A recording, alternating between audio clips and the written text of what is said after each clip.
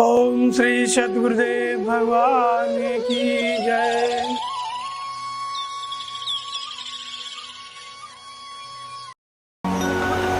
आज का प्रश्न है, सनातन धर्म क्या है और कौन है सनातन धर्मी। सनातन धर्म के विषय में बहुत दिनों से भारत अनभिज्ञ है। भारत की जनता, हिंदू समाज यदि सही ढंग से नहीं जानता है तो वो सनातन धर्म है। सनातन धर्म पर हम लोग, ऐसा कोई भी व्यक्ति नहीं है जो प्रतिदिन पूजा पाठ नहीं करता हो, धर्म कर्म नहीं करता हो, या व्रत उपवास या किसी न किसी धार्मिक प्रक्रिया से नहीं गुजरता हो पूरी जिंदगी में। फिर भी पूछा जाए कि सनातन धर्म क्या है तो नहीं बता पाएगा। धर्म का नाम सनातन कैसे पड़ा? पूर्व ऋषियों ने, चाहे छोटे से छोटा कीट पतंग हो या सृष्टि का सर्वोत्तम रचना मनुष्य, सर्वोत्तम प्राणी है मनुष्य। इसके अंदर मनन करने की क्षमता है, विचार करने की क्षमता है, इसलिए इसको मानव तन कहते हैं। लेकिन प्रत्येक जीव जो है सृष्टि में दुखी है,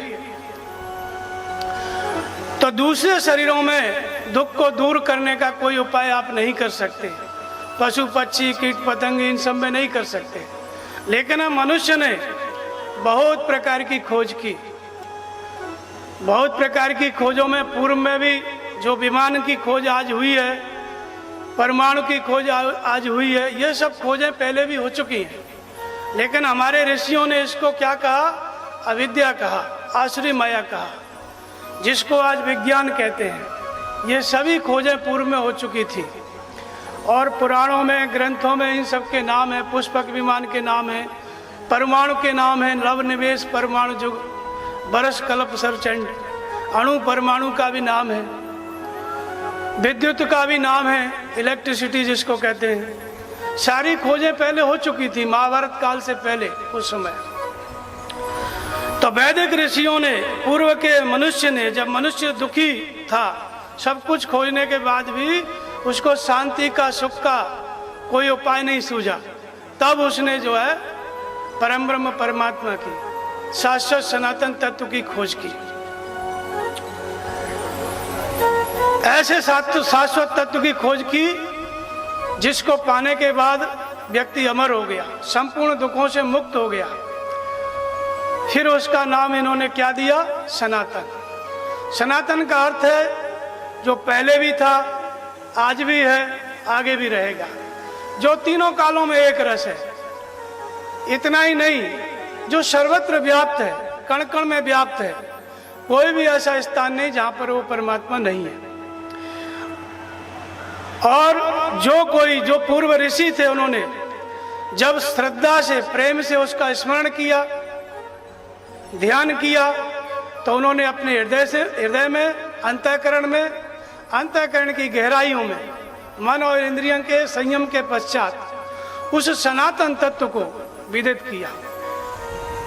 और वह परमात्मा, उसकी ये विशेषता है कि वह सनातन हृदय से जागृत होता है, और जागृत होकर के जो भक्त है, जो उसके प्रति समर्पित है, उस परमात्मा के प्रति जागृत होकर के उसका मार्गदर्शन करता है, और मार्गदर्शन में चलते चलते अपने स्वरूप तक की दूरी तय कराता है, अपने आप को उसको परिचय देता है। भक्त के सामने भगवान अपने को प्रकट करते हैं। इसलिए धर्म का नाम सनातन पड़ा। वैदिक ऋषियों की खोज थी। सबसे पहले उन्होंने कहा कि धार्यति इति धर्म।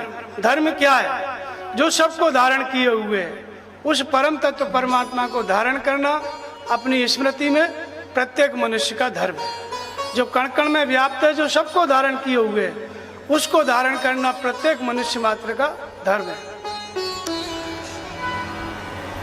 फिर ऋषियों ने कहा कि यतो अभ्युदय निःश्रेयसा सिद्धि स धर्म। मनुष्य जहाँ है वहीं पर फले फूले, अर्थात संसार में हमको जो कुछ चाहिए वो हमको मिले और अंत में परम श्रेय परमात्मा की प्राप्ति हो, ऐसा जो करने में सक्षम है वो सनातन धर्म है। जहां जिस परिस्थिति में व्यक्ति है उसका कल्याण करने में सक्षम है।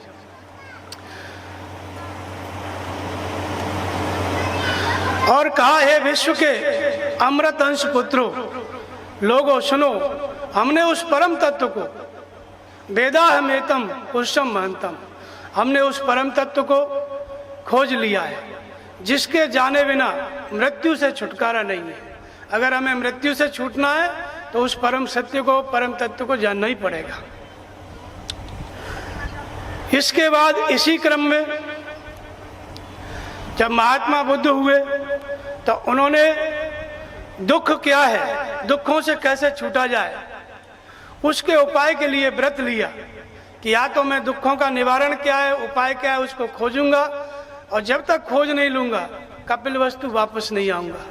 इसी के लिए उन्होंने 7 साल तपस्या की और दुखों से मुक्ति का मार्ग खोजा।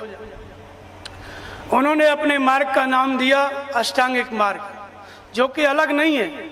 बुद्ध कहते हैं सम्यक दृष्टि, सम्यक संकल्प, सम्यक कर्म, सम्यक आजीविका और सम्यक आहार, सम्यक समाधि, इस तरह से अष्टांगिक मार्ग का उन्होंने वर्णन किया। ये कोई अलग से मार्ग नहीं है, बुद्ध से पहले कोई बुद्ध धर्म नहीं था। तो ये क्या है?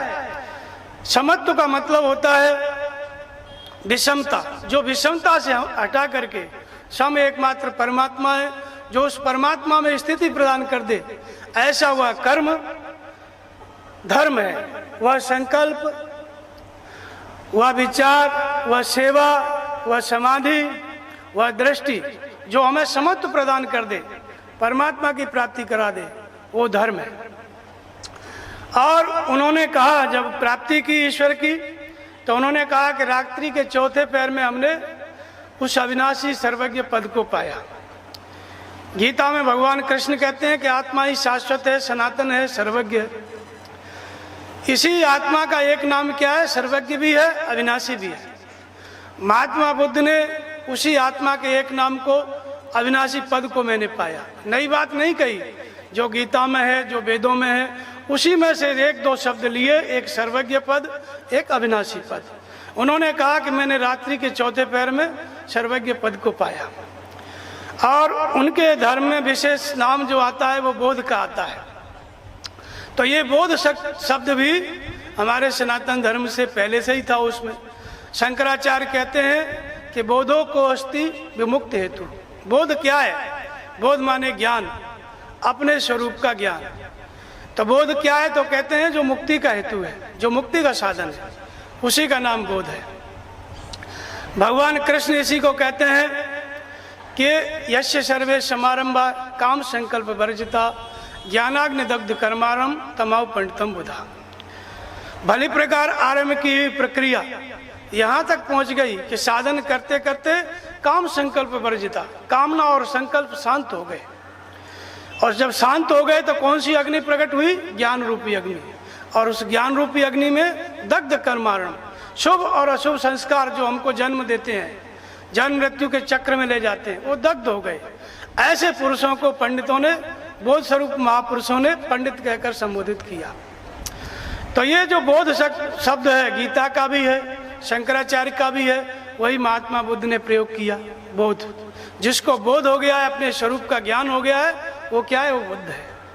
तो सनातन के ही शब्दों पे बुद्ध धर्म आधारित है। इसी क्रम में आगे आप चलेंगे तो भगवान महावीर कहते हैं कि आत्मशुद्धि कारणात् धर्म, जो आत्मा की शुद्धि कर दे वो क्या है?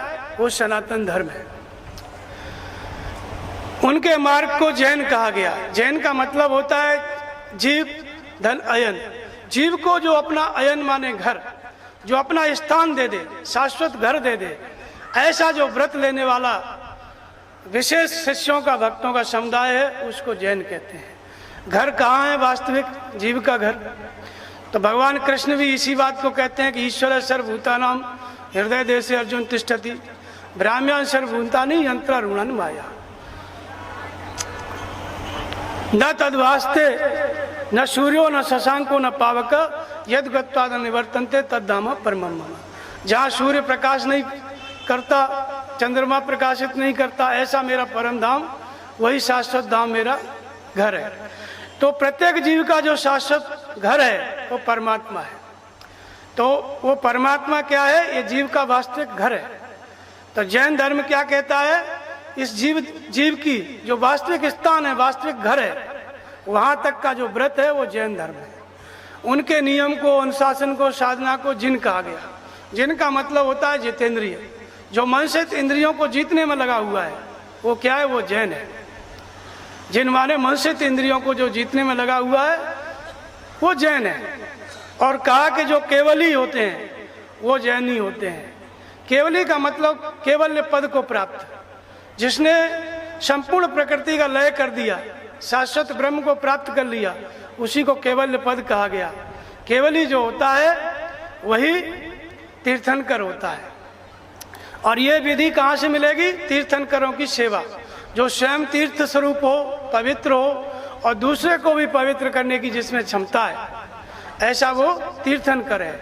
ऐसे महापुरुष की सेवा करने से ये साधना जागृत होती है। वही बात भगवान कृष्ण गीता में कहते हैं कि अर्जुन, इस ज्ञान को, इस साधना को, सनातन धर्म की साधना को जानने के लिए तत्वदर्शी की शरण में जा। जिसको तीर्थंकर कहा गया उसी को गीता में तत्वदर्शी कहा गया। एक ही बात चल रही है। इसके बाद के महापुरुष हुए गुरु नानक ने कहा वही सनातन धर्म का नियम।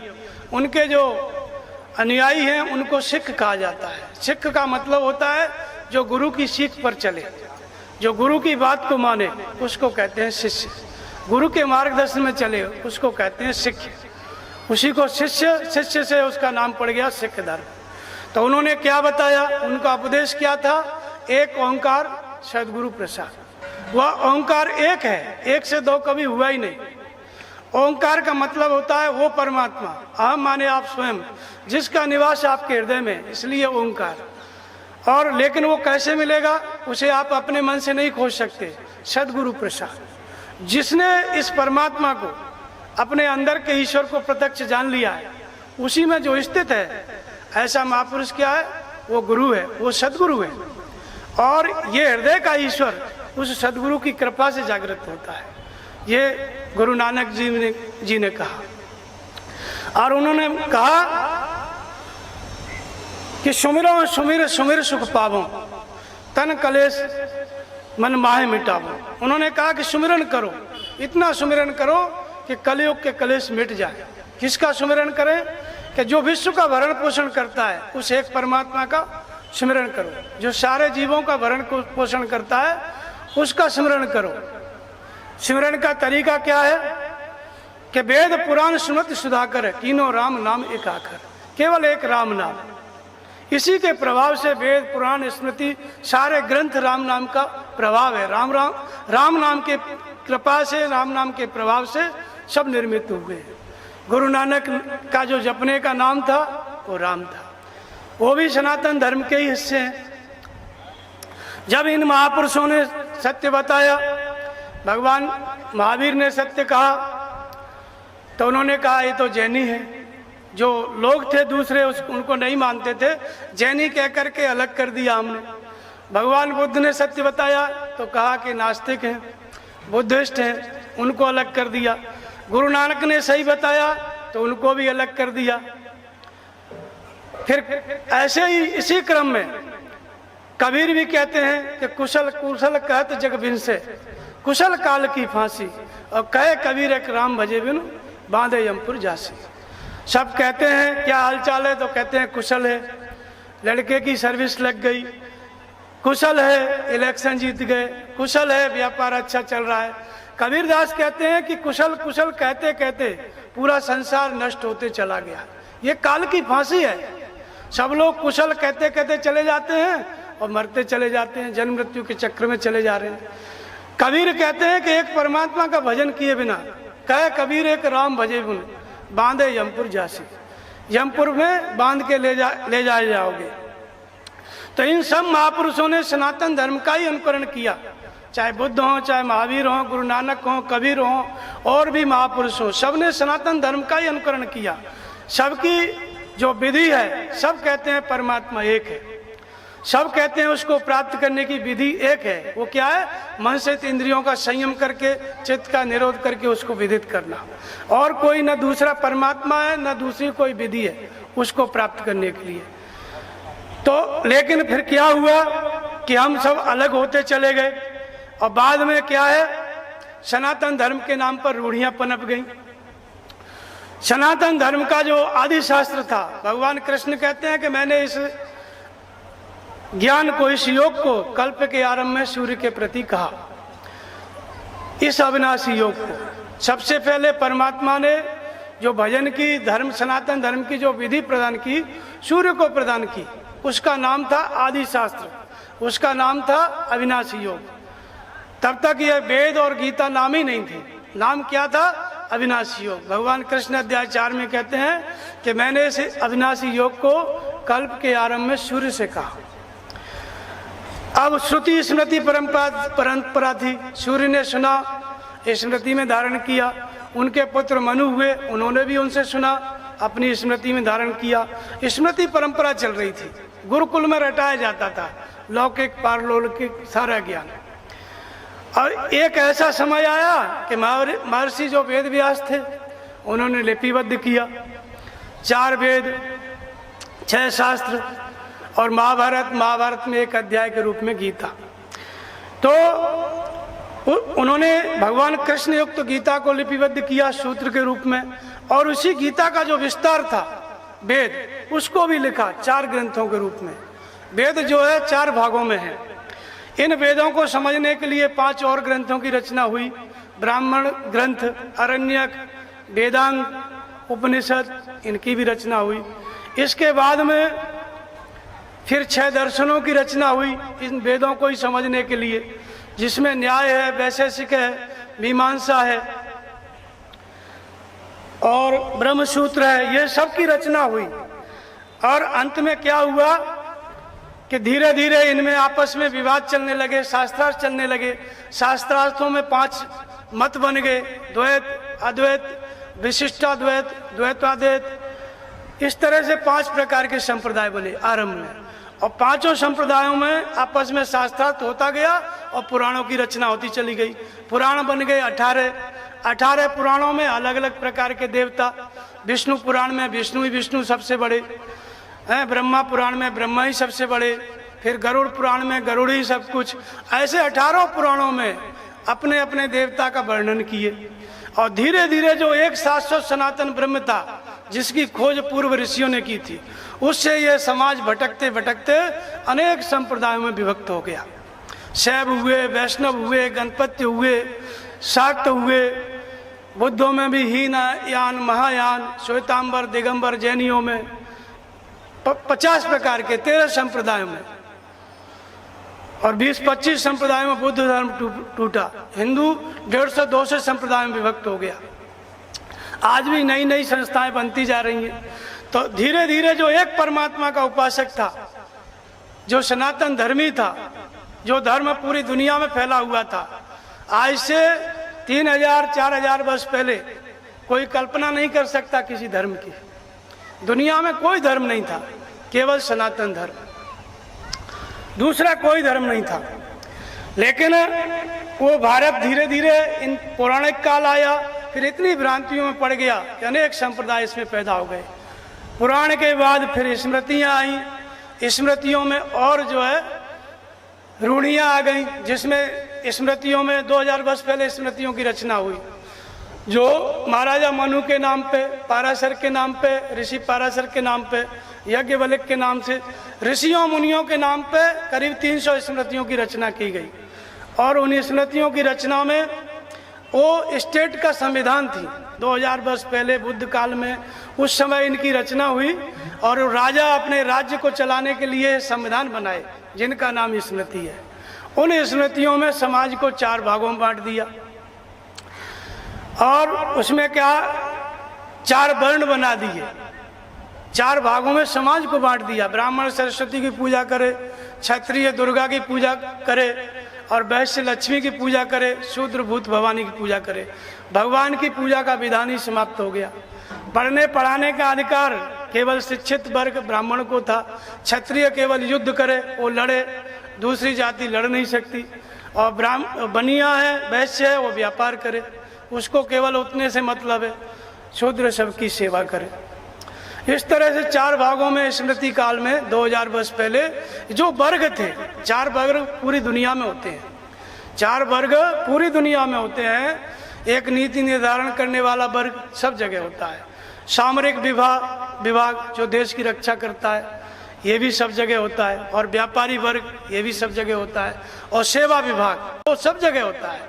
इन 4 वर्गों को, यही वर्ग भारत में भी थे, 2000 वर्ष पहले फिक्स कर दिया। पढ़ने पढ़ाने का काम जो करेगा वो ब्राह्मण है, वो जन्म से ब्राह्मण है। और जो युद्ध करेगा वो क्षत्रिय है। क्षत्रिय केवल युद्ध करेगा, दूसरी जाति नहीं लड़ सकती। और जो व्यापार करेगा वो बनिया है, वैश्य है। और शूद्र सबकी सेवा करे। गीता रखना नहीं है घर में, गीता पढ़ना नहीं है। 70% आबादी थी शूद्र, जिसको पढ़ने का अधिकार नहीं था, मंदिर में जाने का अधिकार नहीं था, वस्त्र पहनने का अधिकार नहीं था, अच्छा खाना खाने का अधिकार नहीं था। स्मृति काल ने, स्मृतियों ने जितना नुकसान इस सनातन धर्म को पहुंचाया, उतना किसी और ने नहीं पहुंचाया। स्मृतियों में संविधान बन गया, राज्य सामंतशाही शासन व्यवस्था थी, उसमें जबरदस्ती पालन कराया जाता था। अब धीरे धीरे जो जनता थी अंगूठा टेक बिना पढ़ी लिखी हो गई। अब इसी काल में क्या हुआ कि जब एक काल आया, छुआछूत, भेदभाव, छुओ मत, छूने से धर्म नष्ट, खाओ मत, खाने से धर्म नष्ट। आज भी ऐसे गांव हैं कि जो 4 वर्ण हैं, एक दूसरे के यहाँ पानी नहीं पी सकते, खाना नहीं खा सकते, कच्चा खाना नहीं खा सकते। अगर खाना ही है ना तो पक्का बनवा के खाएंगे, पराठा पूड़ी। इस तरह की व्यवस्था कई गांवों में, कई देशों प्रांतों में आज भी है। और छू नहीं सकते, पास में बैठा नहीं सकते। ये कुरीति फैल गई 2000 वर्ष पहले। इसने हिंदुओं को पूरी तरह, जो पूरे विश्व में फैला हुआ था, जितना पूरे अरब के जो मुसलमान आज आप देखते हो, पूरे यूरोप के जो क्रिश्चियन है, ये सब कौन थे? ये सब सनातन धर्मी थे। लेकिन सब धीरे धीरे ऐसी रूढ़ियां फैलती चली गई, अलग अलग समुदाय बनाते चले गए। अब इसके बाद स्मृति काल में क्या है? छूने से धर्म नष्ट हो गया, खाने से धर्म नष्ट हो गया, पानी पीने से धर्म नष्ट हो गया। अब ये रूढ़ियां पूरे क्षेत्र में परिव्याप्त हो गई, पूरे भारत के अंदर। अब जो सनातन धर्मी था, एक परमात्मा का पुजारी जो भारत था, वो धीरे धीरे तमाम देवी देवता, भूत प्रेत और छूने और खाने से नष्ट होने लगा। इसी बीच में जो है विदेशियों के हमले हुए। हमले क्या हुए? जब अरब के लुटेरों ने, गजनी के लुटेरों ने देखा सिंधु घाटी पार करके कि छोटा मोटा लूट क्या करते हो, इधर जो भारत के मंदिरों को देखा तो सोने की खदान। सोमनाथ पट्टम में 700 ऊंट भर के जब लूट के वो ले गए सोना, तो उधर तहलका मच गया, मंदिरों में बड़ा सोना है। इसके बाद उसको लूटा, और उसको जब लूटने आए तो जो पुजारी लोग थे उनसे कहा सब लोगों ने कि आप कहो तो हम इनको युद्ध करके समाप्त कर दें। तो उन्होंने कहा कि सब भगवान सबको भस्म कर देगा, ये जो शंकर जी हैं मंदिर में ना, ये सबको निपटा देंगे, तुम्हें कुछ नहीं करना है। वो जो आया था लुटेरा गजनबी, उसने तलवार घुमाया, चुम्बक लगी हुई थी, शिवलिंग ऊपर टंगा हुआ था, चिपक गई तलवार, देखा चुम्बक है, तोड़ ताड़ के सब सोना लेके चले गए, कोई भगवान भस्म नहीं किया। ये स्थिति थी। और उसके बाद इतना ही नहीं था, उनके आक्रमण होने लगे तो धर्म में क्या लिखा था स्मृतियों में? केवल क्षत्रिय लड़ सकता है। 70% आबादी लड़ नहीं सकती, केवल देख सकती है, अपना भाई, सगा भाई मर रहा है, लेकिन वो युद्ध नहीं कर सकता। ये धर्म था, युद्ध केवल क्षत्रिय कर सकता है। तो 100 में क्षत्रिय होते हैं 7, उस समय की जनगणना के अनुसार भी आज भी 3 होती हैं औरतें। 4 आदमी को मार दो, बाकी सबको बांध के ले जाओ। ये हुआ। 22,000 लुटेरे आए गजनी से, अरब से, 3-3 लाख लोगों को, हिंदुओं को बांध के ले गए रस्सी से, और हिंदू को उस पर्वत पे जाके काट के फेंक दिया, कत्लेआम कर दिया। ये सब धर्म की जो भ्रांति थी इसके कारण हुआ। ये सनातन धर्म की भ्रांति, केवल क्षत्रिय लड़ेगा, दूसरी जाति नहीं लड़ सकती। अब धीरे ऐसी प्रथा फैल गई कि छू लिया तो नष्ट, खा लिया तो नष्ट। इसके बाद मुसलमानों ने देखा, जब आक्रमण किया तो कमजोरी देखा कि हिंदुओं की क्या कमजोरी है। देखा कि तो केवल इनको कुछ करना नहीं है, केवल झूठा पानी कुल्ला कर दो कुएं में, पूरा गांव का गांव मुसलमान हो जाएगा। और ऐसा प्रयोग किया उन्होंने। ये जमुना किनारे हमीरपुर जिले में 65 गांव देखा 4-5 मुसलमानों ने। और उसके बाद जो पंडित जी थे 4 बजे ही स्नान करने आते थे, और वो लोग छुप गए। छुप करके पंडित जी को पकड़ लिए और बाल्टी से पानी भरे और कुल्ला पिए और कुल्ला कर दिए कुएं में। और उसके बाद रोटी का टुकड़ा डाल दिया और 24 घंटे के लिए पंडित जी को अपने घर बंद कर दिए। 24 घंटे में पंडित जी को सुबह पंडित जी से पूछे खाना पीना, बोले तुम यवन और हम ब्राह्मण तुम्हारा छुआ कैसे खा सकते हैं, धर्म नष्ट हो जाएगा। छोड़े 24 घंटे में और दौड़ते हुए पंडित जी गए गांव में। पानी तो नहीं पिया कुएं का, गांव वालों ने कहा एक ही कुआं है और कहीं कोई व्यवस्था नहीं है, पानी नहीं पीते तो कहाँ जाते। पंडित जी ने कहा तुम सब नष्ट हो गए, मुसलमान हो गए। बोले कोई उपाय, बोले कोई उपाय नहीं, सबका धर्म नष्ट हो गया। अब बेचारे क्या करते, कितनों ने आत्महत्या कर ली, लेकिन सब थोड़ी मरते। पूरे गांव 65 गांव मुसलमान हो गए। आज भी उनके यहाँ हल है, बांस है, मूसल है, ये सब लगा के हिंदुओं की रीति रिवाज से विवाह होता है। अंत में एक मौलवी कलमा पढ़ा के चला जाता है, छूने से नष्ट हो गया। तो ये इतने गांव के गांव केवल ये सनातन धर्म की जो भ्रांति थी ना, स्मृति काल, उसकी देन थी ये सब। इस तरह से हिंदुओं का पतन धीरे धीरे लगातार होने लगा। ऐसे ही और एक घटना बंगाल की है। बंगाल में एक नवयुवक था, ब्राह्मण का लड़का, विद्या का अध्ययन करके अपना लौट रहा था तो नवाबों का पहले शासन था बंगाल में। नवाब की लड़की ऊपर से और नवाब दोनों खड़े होकर रास्ते में देख रहे थे रास्ते का दृश्य। नवाब की लड़की ने कहा कि पिताजी हम इससे विवाह करेंगे, इसको बुलाओ। तो नवाब ने कहा ठीक है, उसको बुलवाया। बुलवाने के बाद उसको कहा कि हमारी बेटी तुमसे विवाह करना चाहती है। उसने कहा कि भाई मैं ब्राह्मण हूँ और तुम यवन हो, मुसलमान हो, ऐसा कैसे हो सकता है। जबरदस्ती उसको बंद कर दिया। अब उसको खाना खिलाने लगे तो खाना बंद कर दिया, उसने नहीं खाया, क्योंकि खाने से तो धर्म नष्ट हो जाता। पानी नहीं पिया, खाना नहीं खाया, 9 दिन तक उसको बंद रखा। 9 दिन में हो गया बेहोश हो गया। तो नवाब की लड़की ने उसको फलों का जूस पिला दिया। तो होश में आया तो बोले कुछ खिलाया तो नहीं, बोले फलों का जूस पिलाया। तो बोले तुरंत वो घबरा करके हल्का सा निकाह किया और छोड़ के तुरंत जान बजा के भागा, क्योंकि धर्म नष्ट हो जाएगा, पता चल जाएगा। तो गया तो पता तो चल ही गया था कि इसको बंदी बना लिया। अब फिर उसने जो है जाकर के अपने जो गुरु लोग थे उनसे बताया कि ऐसी ऐसी बात है, लेकिन मेरे जबरदस्ती मुझे रस पिलाया गया, मेरे ऊपर धर्म नष्ट होने का आरोप न लगे, कृपा करो, मैं आपका ही शिष्य हूँ, आपने ही विद्या दान किया है हमको। कश्मीर से लेके कन्याकुमारी तक सारे आचार्य ब्राह्मण इकट्ठे हुए।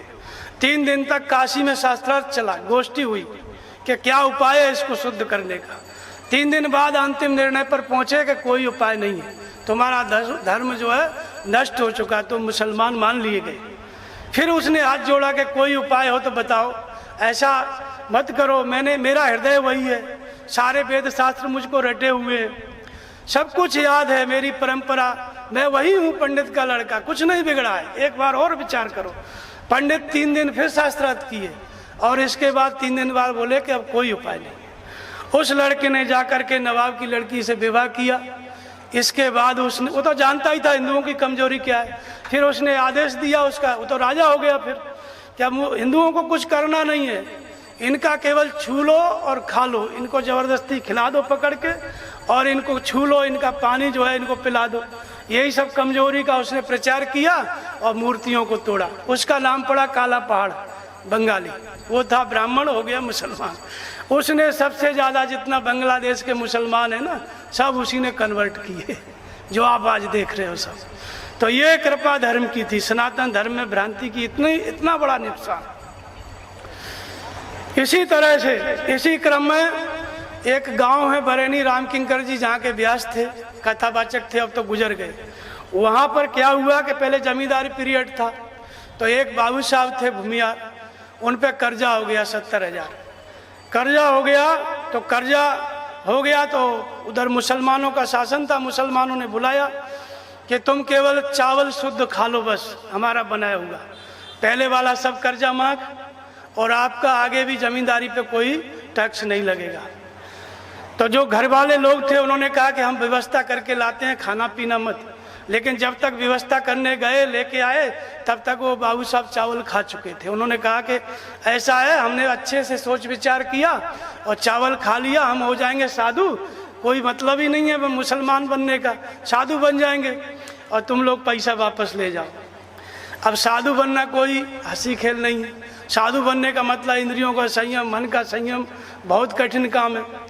बाबू साहब और उनकी पत्नी खेत में कुटिया बना के उधर रहने लगे साधु की तरह। लेकिन इसके बाद इंद्रियों से विवश होता है पुरुष। बाद में 2 बच्चे फिर हुए उसी माँ बाप से। पहले के 2 बच्चे, उनसे जो परिवार चला, बाबू साहब और वही माता पिता, उन्हीं के 2 बच्चे खान साहब। आधा गांव पूरा बट गया।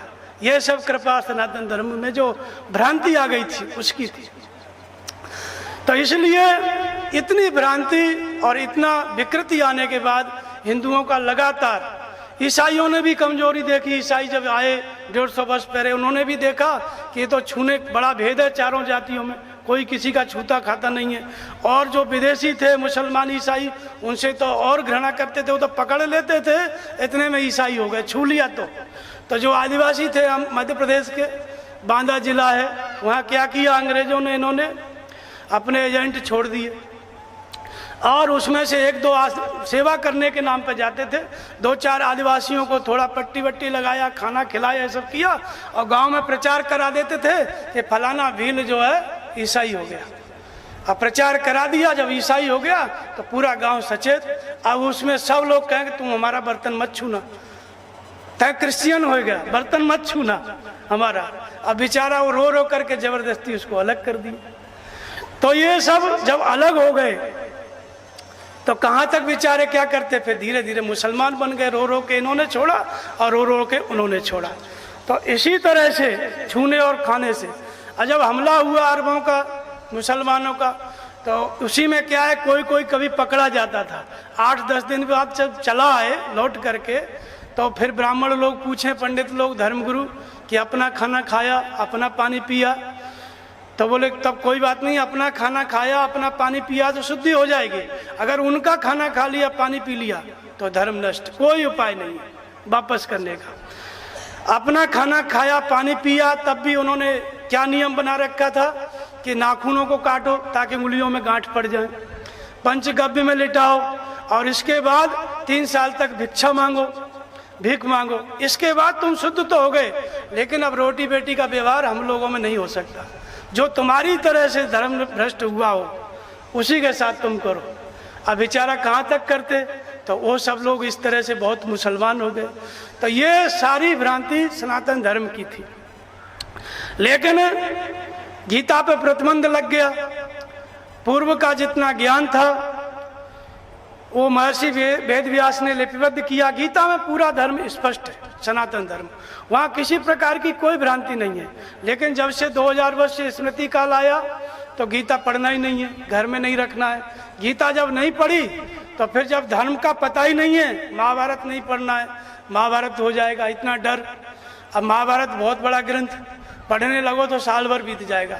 तो कोई घर में बुजुर्ग चल बसेंगे तो कहेंगे ये देखो महाभारत हो गया। तो इतना भय दिखा करके लोग जो है धर्म से अनभिज्ञ हो गए, धर्म जानते ही नहीं थे, इसलिए नष्ट हो गए। तो वो एक रूढ़ी थी जो धर्म परिवर्तन की है। जो सनातन धर्म है उसके बारे में गीता में बताया। तो गीता क्या है? हमारा धर्म शास्त्र है। महर्षि वेद व्यास ने वेदों को लिखा, लिपिबद्ध किया, उपनिषद उन्होंने लिखे और अनेक शास्त्र लिखे, लेकिन उन सबको धर्मशास्त्र नहीं कहा। धर्मशास्त्र कहा तो केवल गीता को। सनातन धर्म का आचरण करने के लिए जो शास्त्र है वो केवल गीता है। उस गीता की स्तुति किया। गीता सुगीता कर्तव्य किमन्य शास्त्र विस्तरे या स्वयं पद्मनावस्य मुख पद्मादि विनिश्चिता।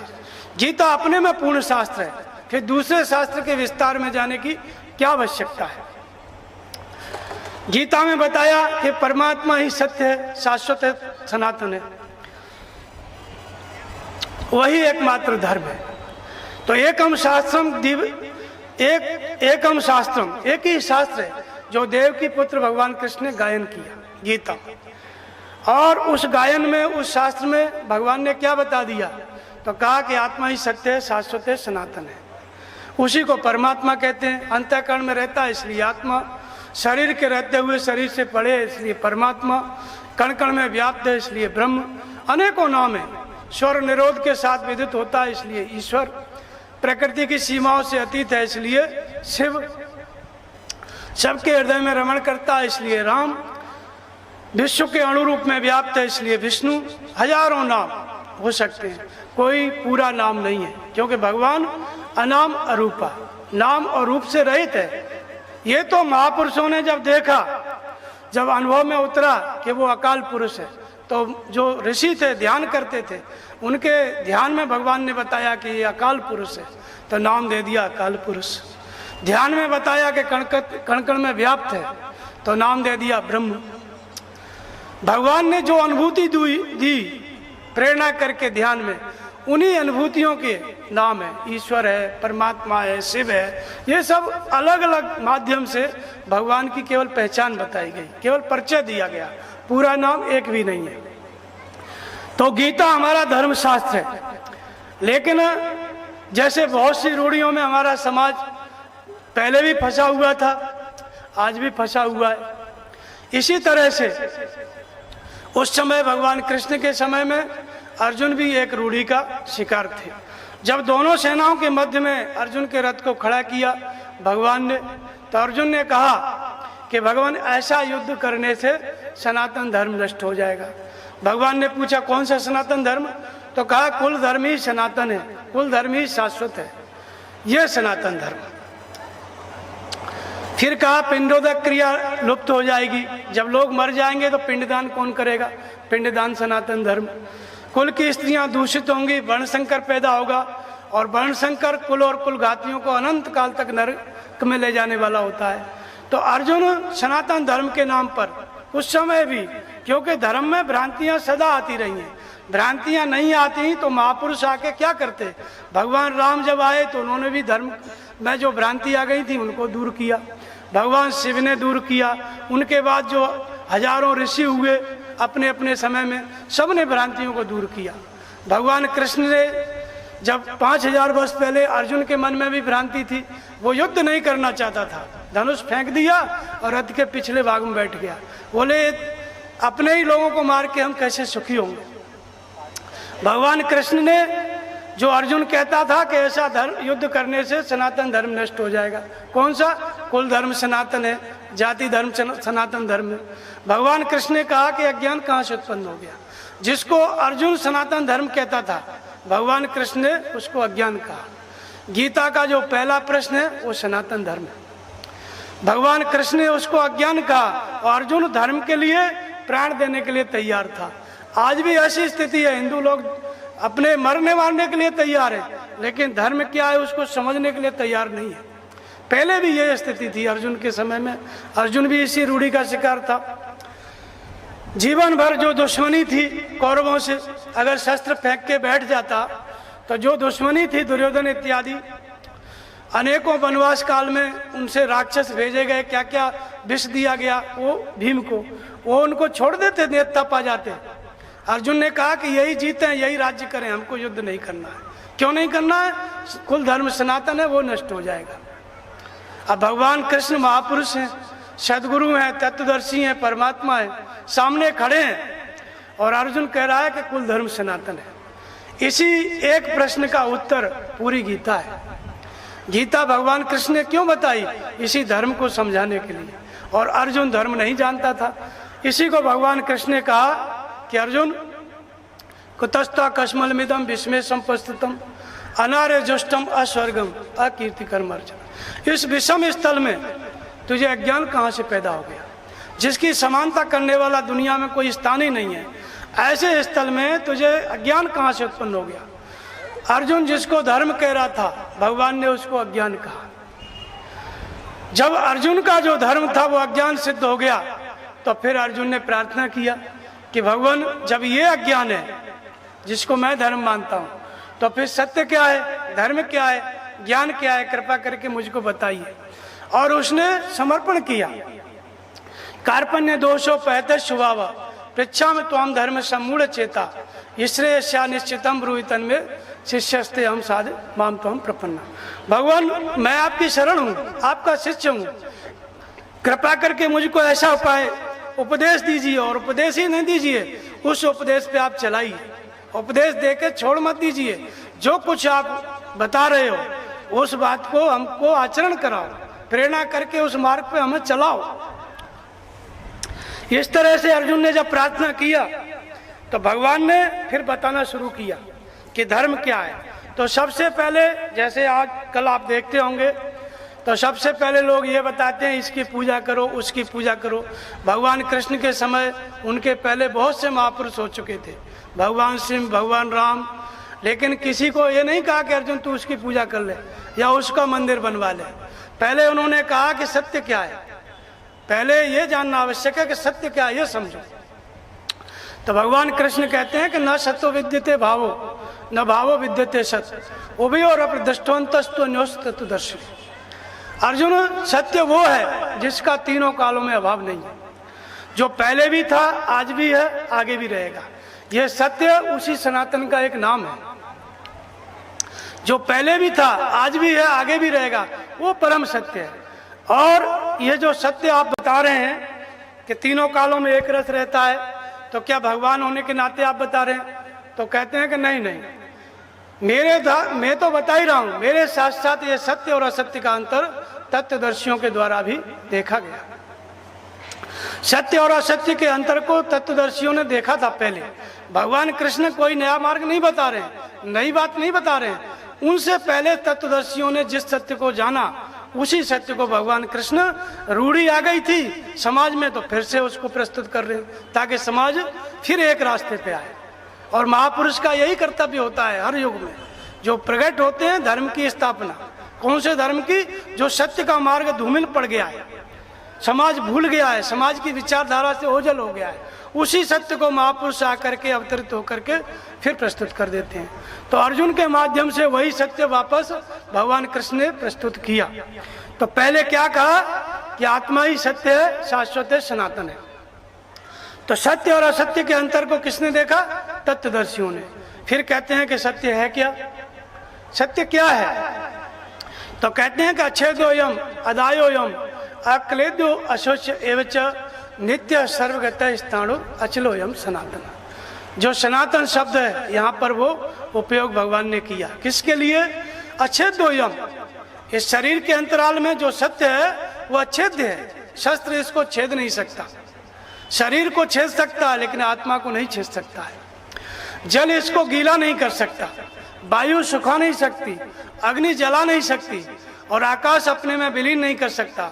5 तत्वों से निर्मित कोई भी पदार्थ इस सनातन का स्पर्श भी नहीं कर सकता। ऐसा जो सनातन है वो अंतर्यामी आत्मा है। अर्जुन क्या कहता था? कुल धर्म सनातन है। भगवान कृष्ण ने क्या कहा? आत्मा सनातन है। तो जिसको 5 तत्वों से निर्मित कोई वस्तु जिसका स्पर्श नहीं कर सकती, तो जो सनातन धर्म नष्ट हो रहा था छूने से और खाने से, क्या वो सनातन धर्म था? सनातन तो कोई ऐसी वस्तु है कि प्रकृति से उत्पन्न कोई पदार्थ उसका स्पर्श ही नहीं कर सकता, तो छूने और खाने से कैसे नष्ट हो गया? वास्तव में जो लोग छूने और खाने से नष्ट हो गए थे, या जो ऐसा कहते थे कि धर्म नष्ट हो गया, वो एक रूढ़ी के शिकार थे, वो धार्मिक थे ही नहीं। धर्म को, सनातन धर्म को न जानने के कारण जो रूढ़ी फैल गई थी 2-3 हजार वर्ष में, उसको वो सनातन धर्म कह रहे थे। जैसे अर्जुन कह रहा था कुल धर्म सनातन है, वैसे परंपरा को ही सनातन धर्म मान लिए थे लोग, इसलिए वो परिवर्तन हो रहा था। सनातन क्या है? जिसका 5 तत्वों से निर्मित कोई वस्तु स्पर्श ही नहीं कर सकती। धर्म तो हमारी रक्षा करता है, इतना मजबूत है।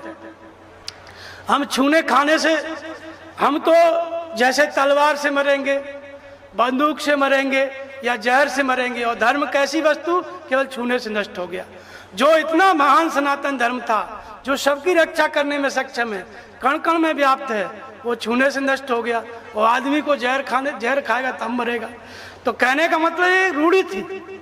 सनातन तो कोई ऐसी सत्ता है जिसका प्रकृति में उत्पन्न कोई पदार्थ स्पर्श नहीं कर सकता। तो ये एक प्रकार की रूढ़ी थी। अब ये जो सनातन है, ये सत्य है, इसकी प्राप्ति कैसे हो, ये कहाँ रहता है? तो इसी बात को कहते हैं कि ईश्वर सर्वभूतानां हृदय देशे अर्जुन तिष्ठति। जिसको शाश्वत और सनातन कहते हैं उसी को ईश्वर कहते हैं अध्याय 18 में, कि वो सबके हृदय देश में रहता है, हृदय की गहराई में उसका निवास है। लेकिन जब हम देखते हैं, बारीकी से अपने मन में अध्ययन करते हैं, तो काम, क्रोध, राग, द्वेष, शोक, संताप, मोह, ये सब सुनाई दिखाई पड़ता है। लेकिन सनातन आत्मा कहीं पता ही नहीं चलता है, कहाँ पर रहता है। तो वो कहते हैं भगवान कृष्ण कि अव्यक्तोयम अचिंतोयम अविकारोयम उच्यते तस्मात् देवम विदित्वेनम नानुशोचित मरसि। ये आत्मा है तो ऐसा ही, नायम भूता भविता न भूया। ये एक रस है और न कुछ होकर के होने वाला है। ऐसी बात भी नहीं है कि इसमें कोई परिवर्तन हो सके। परिवर्तन जब हो ही नहीं सकता है तो धर्म परिवर्तन कैसा? होकर के कुछ होने वाला नहीं है। लेकिन ये अचिंत्य है। जब तक चित्त और चित्त की लहर है, जब तक मन में विचार चल रहा है, तब तक सनातन तो है, आत्मा तो है, परमात्मा तो है, लेकिन हमारे काम में नहीं आएगा, हमारे उपयोग में नहीं आएगा, हम उसको उपयोग में नहीं ला सकते। सनातन आत्मा त्रिकालज्ञ है, सर्वज्ञ है, वो हमारे ही अंदर है। लेकिन हम अपना हाथ जोशी से दिखाते हैं कि भाई देखो क्या लिखा है, और सर्वज्ञ परमात्मा हमारे अंदर है, क्योंकि हमारे काम में नहीं आ रहा है, उपयोग में नहीं आ रहा है। तो ये जो अचिंत्य है, जब तक चित्त और चित्त की लहर है तब तक वो है तो वैसा ही, लेकिन आप उसको उपयोग में नहीं ले सकते, देख नहीं सकते। अब जो अचिंत्य अवस्था है, हमको उस अचिंत्य अवस्था को प्राप्त करना पड़ेगा। चित्त और चित्त के अंदर जो लहर चलती है विचारों की, इसका निरोध कैसे हो? इसका जो निरोध करने वाली है, चित्त को एकाग्र करने वाली है, जो सनातन आत्मा को प्राप्त करने वाली जो विधि है, उस विधि को गीता में क्या कहा गया? उसको यज्ञ कहा गया। तस्मात् सर्वगतम ब्रह्मम नित्यम यज्ञ प्रतिष्ठितम। वो परमात्मा हृदय में रहता है, और हृदय के अलावा और कहाँ रहता है? नित्यम यज्ञ प्रतिष्ठितम। उसको जानने की जो विधि है उसको यज्ञ कहा है। गीता में उसको क्या कहा गया? यज्ञ, आत्मा को विदित करने वाली विधि। तो चित्त और चित्त का जो लहर है उसका निरोध करने वाली, एकाग्र करने वाली जो विधि विशेष है, उसको गीता में यज्ञ कहा, और उस यज्ञ को चरितार्थ करने का नाम कर्म है। तो ये जो यज्ञ है, ये 14 प्रकार का गीता में बताया।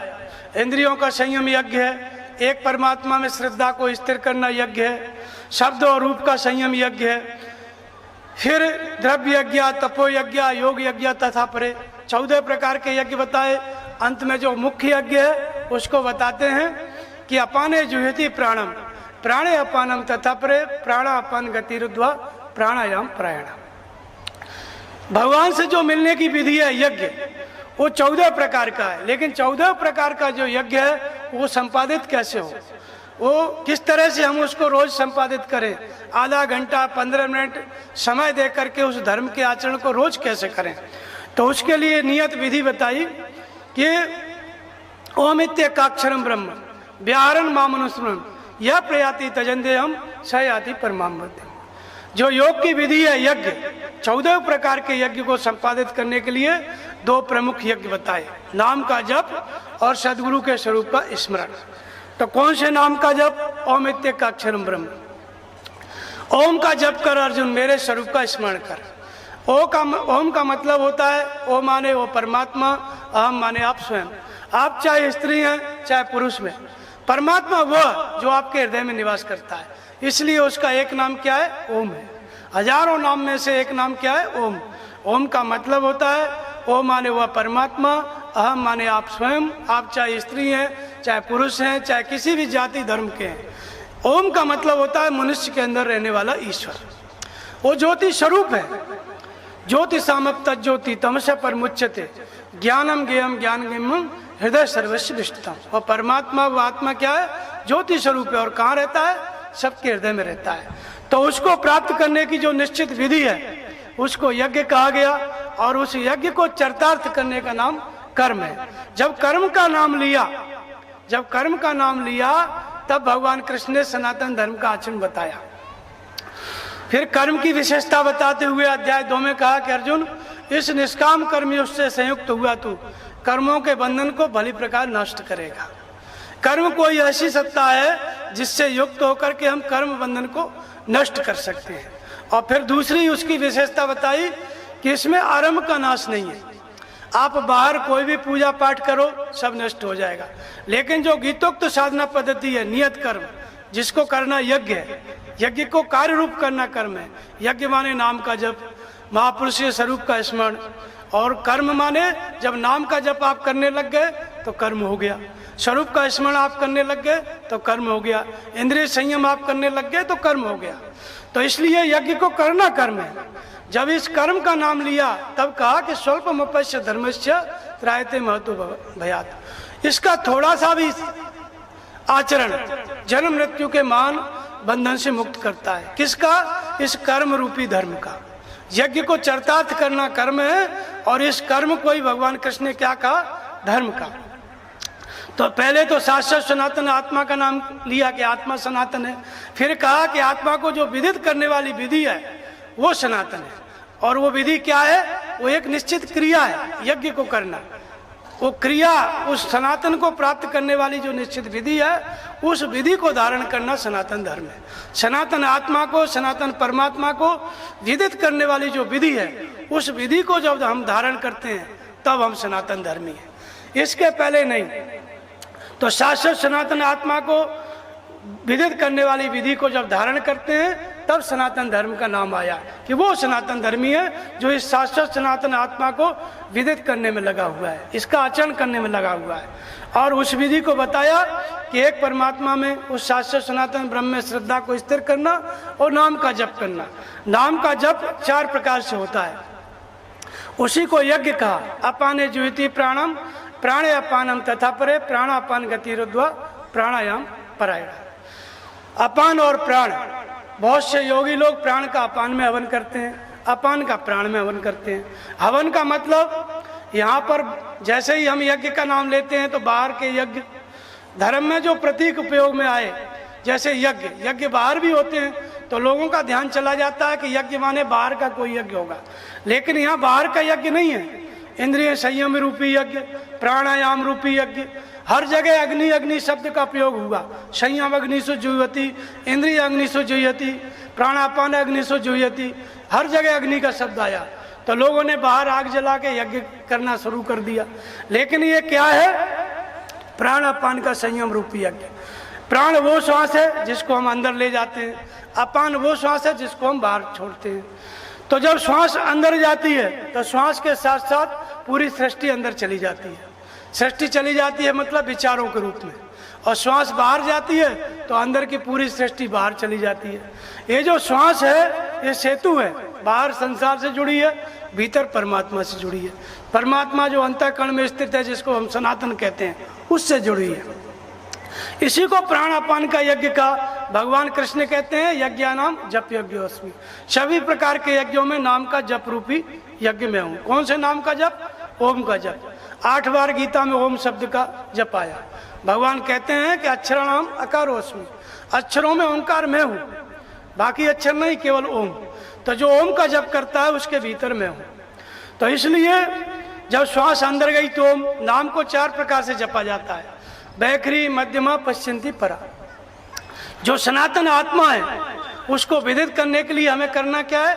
नाम का जप। धर्म का आचरण कौन सा करना है? यज्ञ, अर्थात नाम का जप रूपी यज्ञ। और ये नाम का जप शुरू कैसे करना है? पहले बोल करके, जैसे ओम ओम ओम, पहले हमको बोल के करना है। इसको कहते हैं बैखरी, व्यक्त हो जाए, खुद भी बोले और बाजू में बैठा हुआ आदमी भी सुने। फिर दूसरी श्रेणी का नाम जप होता है मध्यमा। मध्यमा माने मध्यम, हम जपें लेकिन बाजू में बैठने वाला न सुन पाए, धीरे धीरे हल्का सा जीभ का, होठ का सहारा दे करके जपो। तो इसको कहते हैं मध्यमा का जप। और इसके आगे आता है पश्चंती, जिसी को भगवान कृष्ण ने यज्ञ कहा, यज्ञ नाम जप यज्ञ अस्मि, इसी पश्चंती को कहा। महात्मा बुद्ध ने इसी को विपश्यना कहा। विशेष रूप से पश्च माने देखना, किसको? श्वास को। श्वास को देखो। श्वास को देखने के लिए आप आंखों से नहीं देख सकते। श्वास को देखने वाली जो दृष्टि होती है उसको सूरत कहते हैं। कबीर ने इसको सूरत कहा है, मेरी सूरत सहाग्न जागरी। सूरत माने मन की दृष्टि। आप भली प्रकार सुन रहे हैं, कोई कान में आके बोल दे कि मोबाइल चोरी चला गया, जहां आप रख के आए थे, तो आपका सारा ध्यान वहां चला जाएगा कि मोबाइल कहाँ रखा था, कैसे क्या था, सारा विचार उधर चला जाएगा, हमारी बात सुनाई नहीं पड़ेगी। तो ये जो दृष्टि है वस्तु नहीं है, लेकिन वस्तु का नक्शा खींच लेती है, इसी को सूरत कहते हैं। ये जो श्वास है, इस श्वास को सूरत के द्वारा ही देखा जाता है। तो देखो, पहले मन को दृष्टा बना के खड़ा कर दो। श्वास कब अंदर गई उसको समझो, कब बाहर आई उसको समझो। 2.5 सेकंड में अंदर जाके बाहर आ जाती है। तो जब श्वास का देखना समझ में आ जाए, अंदर गई तो ओम, बाहर आई तो ओम, यहाँ बोलना नहीं है, श्वास के साथ महसूस करना है। अंदर गई तो ओम, बाहर आई तो ओम।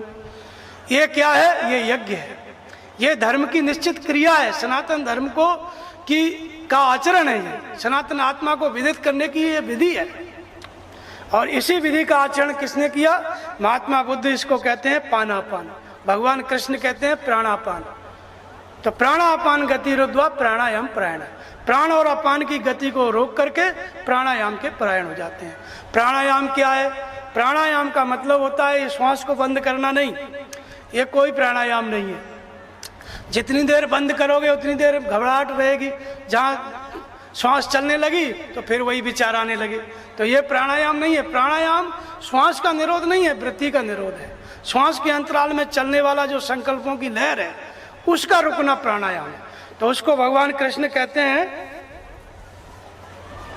कि सर्वाणि इंद्रिय कर्माणि प्राण कर्माणि चापरे आत्म संयम योगांगनो जुयति ज्ञान दीपले। संपूर्ण यज्ञों को एक साथ जब नाम जपते जपते संयम सध जाता है तो उस अवस्था को बताते हैं कि ये यज्ञ, इसमें किसका हवन होता है और कैसा संयम सधता है। तो सर्वाणि इंद्रिय कर्माणि, संपूर्ण इंद्रियां कर्म करती हैं। आंख बाहर देख रही है, ये आंख का काम है। कान सुन रहे हैं, ये कान का काम है। जीभ स्वाद ले रही है, ये जीभ का काम है। हाथ पैरों से हम काम कर रहे हैं, पैरों से चल के जा रहे हैं, ये काम है 10 इंद्रियों का। तो सर्वाण इंद्रिय कर्माणि, ये इंद्रियां बाहर कर्म करती हैं। जब इंद्रियां बाहर कर्म करती हैं तो प्राण भीतर कर्म करता है। प्राण माने अंतःकरण, मन बुद्धि चित्त अहंकार। मन योजना बनाता है, जो योजना बनाता है उसको मन कहते हैं। और योजना बनाते बनाते डिसीजन ले लिया कि यही काम करना है तो उसका नाम बुद्धि है। और डिसीजन के अनुसार चिंतन करने लग गए, लगातार उसको उसी काम में लग गए तो उसको चित्त कहते हैं। और काम पूरा हो गया तो हमने ये किया, हमने वो किया, हम ये हुए, हम वो हुए। अहंकार, ये जो चतुष्ट अंतःकरण है इसी को कहते हैं प्राणों का व्यापार। तो मन रोज योजना बना रहा है, रोज बुद्धि निर्णय ले रही है। ये अंतःकरण शांत नहीं है, हलन चलन है इसमें। ये लोगों को नींद नहीं आती है रात रात भर, ये विचार इतने चलते हैं। तो प्राणायाम कोई ऐसी अग्नि है जो ये विचारों को दग्ध कर देता है, समाप्त कर देता है। तो पहले इंद्रियों को संयमित किया, इंद्रियां संयमित हो गई मन में, और मन ने योजना बनाई कि भजन करना है, नाम जपना है। अंतिम डिसीजन लिया बुद्धि ने कि नाम ही जपना है, रोज 1 घंटा आधा घंटा नाम जपने में। जब डिसीजन ले लिया बुद्धि ने तो चित्त लगातार रिपीट करने लग गया, ओम ओम ओम। जीभ से फिर धीरे धीरे फिर श्वास में लगातार चिंतन करने लग गया। ये चित्त का काम है। और जहाँ चिंतन पूरा हुआ तो जिसका नाम जप रहा है उसकी स्वरूप की प्राप्ति हो जाती है। वो आकार बन गया। किसका आकार बन गया? भगवान का स्वरूप बन गया। जिस नाम को जप रहा है उसका स्वरूप बन गया। यहाँ आकर के अंतःकरण का प्राणों के व्यापार पे विराम लगा। लेकिन इसमें तीसरी सत्ता भी थी जिसको कहते हैं कि आत्म संयम योगाग्नु जुहते ज्ञान दीप्ते। हवन होता है लेकिन किसके प्रकाश में? आत्मा के प्रकाश में। योग रूपी अग्नि में हवन करते हैं। योग माने मिलन। इस आत्मा का परमात्मा से मिलन का नाम योग है। तो ये आत्मा, ये जीवात्मा परमात्मा से मिलने के लिए जब नाम जप रहा है, भजन कर रहा है, यज्ञ का आचरण कर रहा है, कर्म का आचरण कर रहा है, सनातन धर्म का आचरण कर रहा है, तो जो सनातन तत्व है परमात्मा, जैसे ही हमारी श्रद्धा स्थिर होगी हृदय स्थित ईश्वर में, जैसे ही हम नाम जपना शुरू करेंगे वो भगवान प्रेरणा करके जागृत हो जाएंगे, मार्गदर्शन करने लगेंगे। और पहला काम क्या करेंगे? सदगुरु की पहचान। जो भगवान कृष्ण जैसे, बुद्ध जैसे इस धरती पर इस समय महापुरुष हैं, जिनको हम आंखों से देख सकते हैं, ऐसे महापुरुष की पहचान भगवान कराएंगे। जब वो महापुरुष मिल गए तो उनके प्रति हम समर्पित हो गए, नाम भी जप रहे हैं, अब उनके प्रति समर्पित होके उनका ध्यान भी करने लगे। तो जब ध्यान करने लगते हैं, नाम जपने लगते हैं, तो फिर आत्मा जागृत हो जाती है, भगवान प्रेरणा करने लगते हैं। तो अध्यात्म ज्ञान नित्योत्तम, ज्ञान के प्रकाश में। कौन से ज्ञान के प्रकाश में? किताबों को पढ़ना ज्ञान नहीं है, आत्मा मार्गदर्शन करे और हम उस आत्मा की बात समझें। आत्मा त्रिकालज्ञ, आत्मा परमात्मा ब्रह्म एक पर्यायवाची शब्द है। भगवान प्रेरणा करके तीनों कालों की बात बताएं, ये सही है, ये गलत है, और हम उस बात को समझें। ये ज्ञान का प्रकाश। इसमें समझ के करना क्या है? संपूर्ण इंद्रियों को और प्राणों को संयमित करना है। तो इंद्रियां संयमित हो रही हैं भगवान के निर्देशन में, नाम जपते जपते इंद्रियां संयमित हो गई मन में, और मन संयमित हो गया बुद्धि में, और बुद्धि चित्त में संयमित हो गई, और चित्त कहाँ एकाग्र हुआ? नाम के जप में। श्वास अंदर गई तो ओम, बाहर आई तो ओम, और भगवान के मार्गदर्शन में चित्त स्थिर हो गया, प्रामाणिक की अवस्था आ गई, ध्यानस्थ हो गया, समाधिस्थ हो गया। इसी अवस्था को कहा गया प्राणायाम। प्राणों के व्यापार पे विराम लग गया। ये क्या है? ये यज्ञ का परिणाम है। ये सनातन आत्मा, पहले अध्याय 2 में शुरू में क्या गया, क्या कहा भगवान ने? कि आत्मा ही सत्य है, शाश्वत है, सनातन है। और उस आत्मा के प्रति हमने श्रद्धा स्थिर की, और श्रद्धा स्थिर करके हमने यज्ञ का आचरण किया, कर्म किया, धर्म का आचरण किया, नाम का जप किया। और नाम जपते जपते हम कहाँ पहुँच गए? कि यज्ञ सृष्टा मृत भुजो यान्ति ब्रह्म सनातनम नायम लोकोस्ति अयज्ञस्य कुतो अन्य कुरुषत्व। यज्ञ करते करते वो सनातन विदित हो गया। पहले हमने माना कि आत्मा सनातन है, उसके लिए हम भजन करने लगे, और भजन करते करते कैसी अवस्था आ गई? यज्ञ सृष्टा मृत भुजो। यज्ञ करते करते अमृत की, जो अमृत है, कौन है अमृत? आत्मा ही अविनाशी है, अमृत स्वरूप है, और शरीर मरण धर्म है। शरीर मरता है, परिवर्तनशील है, आत्मा परिवर्तनशील है, वही अमृत है। तो यज्ञ करते करते, इस नाम का जप करते करते हमको क्या विदित हुआ? अमृत, अर्थात अपने ही अंतःकरण में जो सनातन आत्मा था उसको हमने विदित कर लिया। यज्ञ सृष्टा अमृत भुजो यान्ति ब्रह्म सनातन। आत्मा विदित होता है, भगवान जानने में आते हैं, तो क्या 4 हाथ वाले जैसे आपने फोटो में देखा है वैसे आते हैं, या फिर किसी प्रकार का स्वरूप जो विराट स्वरूप, क्या वैसा कुछ आता है? भगवान कहते हैं कि नहीं, सर्वत्र कण कण में व्याप्त देखता है। यो माम पश्यति सर्वत्र सर्वम च मय पश्यति दितान सर्वान एवं ज्ञात्वा विमुच्यसे। इस प्रकार जो बहुत से यज्ञ कहे गए, इंद्रियों का संयम, नाम का जप, द्रव्य यज्ञ, तपो यज्ञ, ध्यान, समाधि, ये जो यज्ञ कहे गए, ये जिस जिस हरकत से पूरे होते हैं उस हरकत का नाम कर्म है। कर्म का मतलब होता है यज्ञ को करना। अब इस कर्म को, इस धर्म के आचरण को अंतःकरण की दुर्बलता के आधार पर इसको 4 भागों में बांटा। इस धर्म को, इस धर्म के आचरण को, इस नियत कर्म को कितने भागों में बांटा? 4 भागों में। बाहर जो 4 जातियां बनी, वो सनातन धर्म में 4 जातियां, 4 वर्ण क्या है, उस बात को भगवान कृष्ण स्पष्ट करते हैं कि चातुर्वर्ण्यम मया सृष्टम गुण कर्म विभाग से। 4 वर्णों की रचना मैंने की। तो क्या आपने मनुष्यों को 4 भागों में बांटा? तो कहते हैं नहीं, गुण कर्म विभाग से, गुणों के द्वारा कर्म को 4 भागों में बांटा। गुण क्या है? मापदंड है, गुण एक पैमाना है। तो गुण होते क्या है? सत रज तम 3 गुण होते हैं। सतोगुण होता है, रजोगुण होता है, तमोगुण होता है, ये 3 गुण होते हैं। और गीतोक्त कर्म माने यज्ञ का आचरण, नाम का जप और ध्यान, ये गीतोक्त कर्म है। इसको 4 भागों में बांटा। किस माध्यम से? गुणों के माध्यम से। तो जब भगवान कहते हैं कि ये सृष्टि मैंने बनाई, गुणों के द्वारा हमने कर्म को 4 भागों में बांटा, आदमी को नहीं बांटा, कर्म को बांटा। तो कर्म समझ गए आप लोग, यज्ञ का आचरण कर्म है, नाम का जपना कर्म है, एक परमात्मा में श्रद्धा स्थिर करना कर्म है, ध्यान करना कर्म है, सेवा करना कर्म है। इस साधना की जो विधि है, चिंतन की विधि, परमात्मा का चिंतन, ये नियत कर्म है, यही धर्म का आचरण है। इसको 4 भागों में बांटा। आज आप समझ लिए गीतोक्त साधना, और आज आप भजन करने बैठ गए तो भजन नहीं मन नहीं लगेगा। 2 घंटा बैठोगे 2 मिनट भी मन नहीं रुकेगा। 2 घंटा बैठोगे 2 मिनट भी मन नहीं रुकेगा। क्यों नहीं रुक रहा है मन? क्योंकि अंतःकरण में गुणों का दबाव है। 3 गुण है, तो अभी कौन सा गुण है आरंभ में? तमोगुण बहुत अधिक है, तामस बहुत, रजोगुण थोड़ा, और कल प्रभाव विरोध चौड़ा। तमोगुण अधिक होने के कारण जो कर्तव्य कर्म है, जो नाम का जप है ध्यान में, उसमें मन नहीं लगेगा, उसको करने का ही मन नहीं करेगा। और जो अकर्तव्य कर्म है, जिनको हमें छोड़ना चाहिए, बुरी आदत, उनको छोड़ने का भी मन नहीं होगा। इस तरह की अवस्था क्यों है? क्योंकि हमारे अंतःकरण में तमोगुण का दबाव है। और तमोगुण का दबाव है, लेकिन फिर भी हम भगवान के मार्ग पे तो हैं। तो इसलिए आरंभिक साधक किस श्रेणी का है? शूद्र श्रेणी का।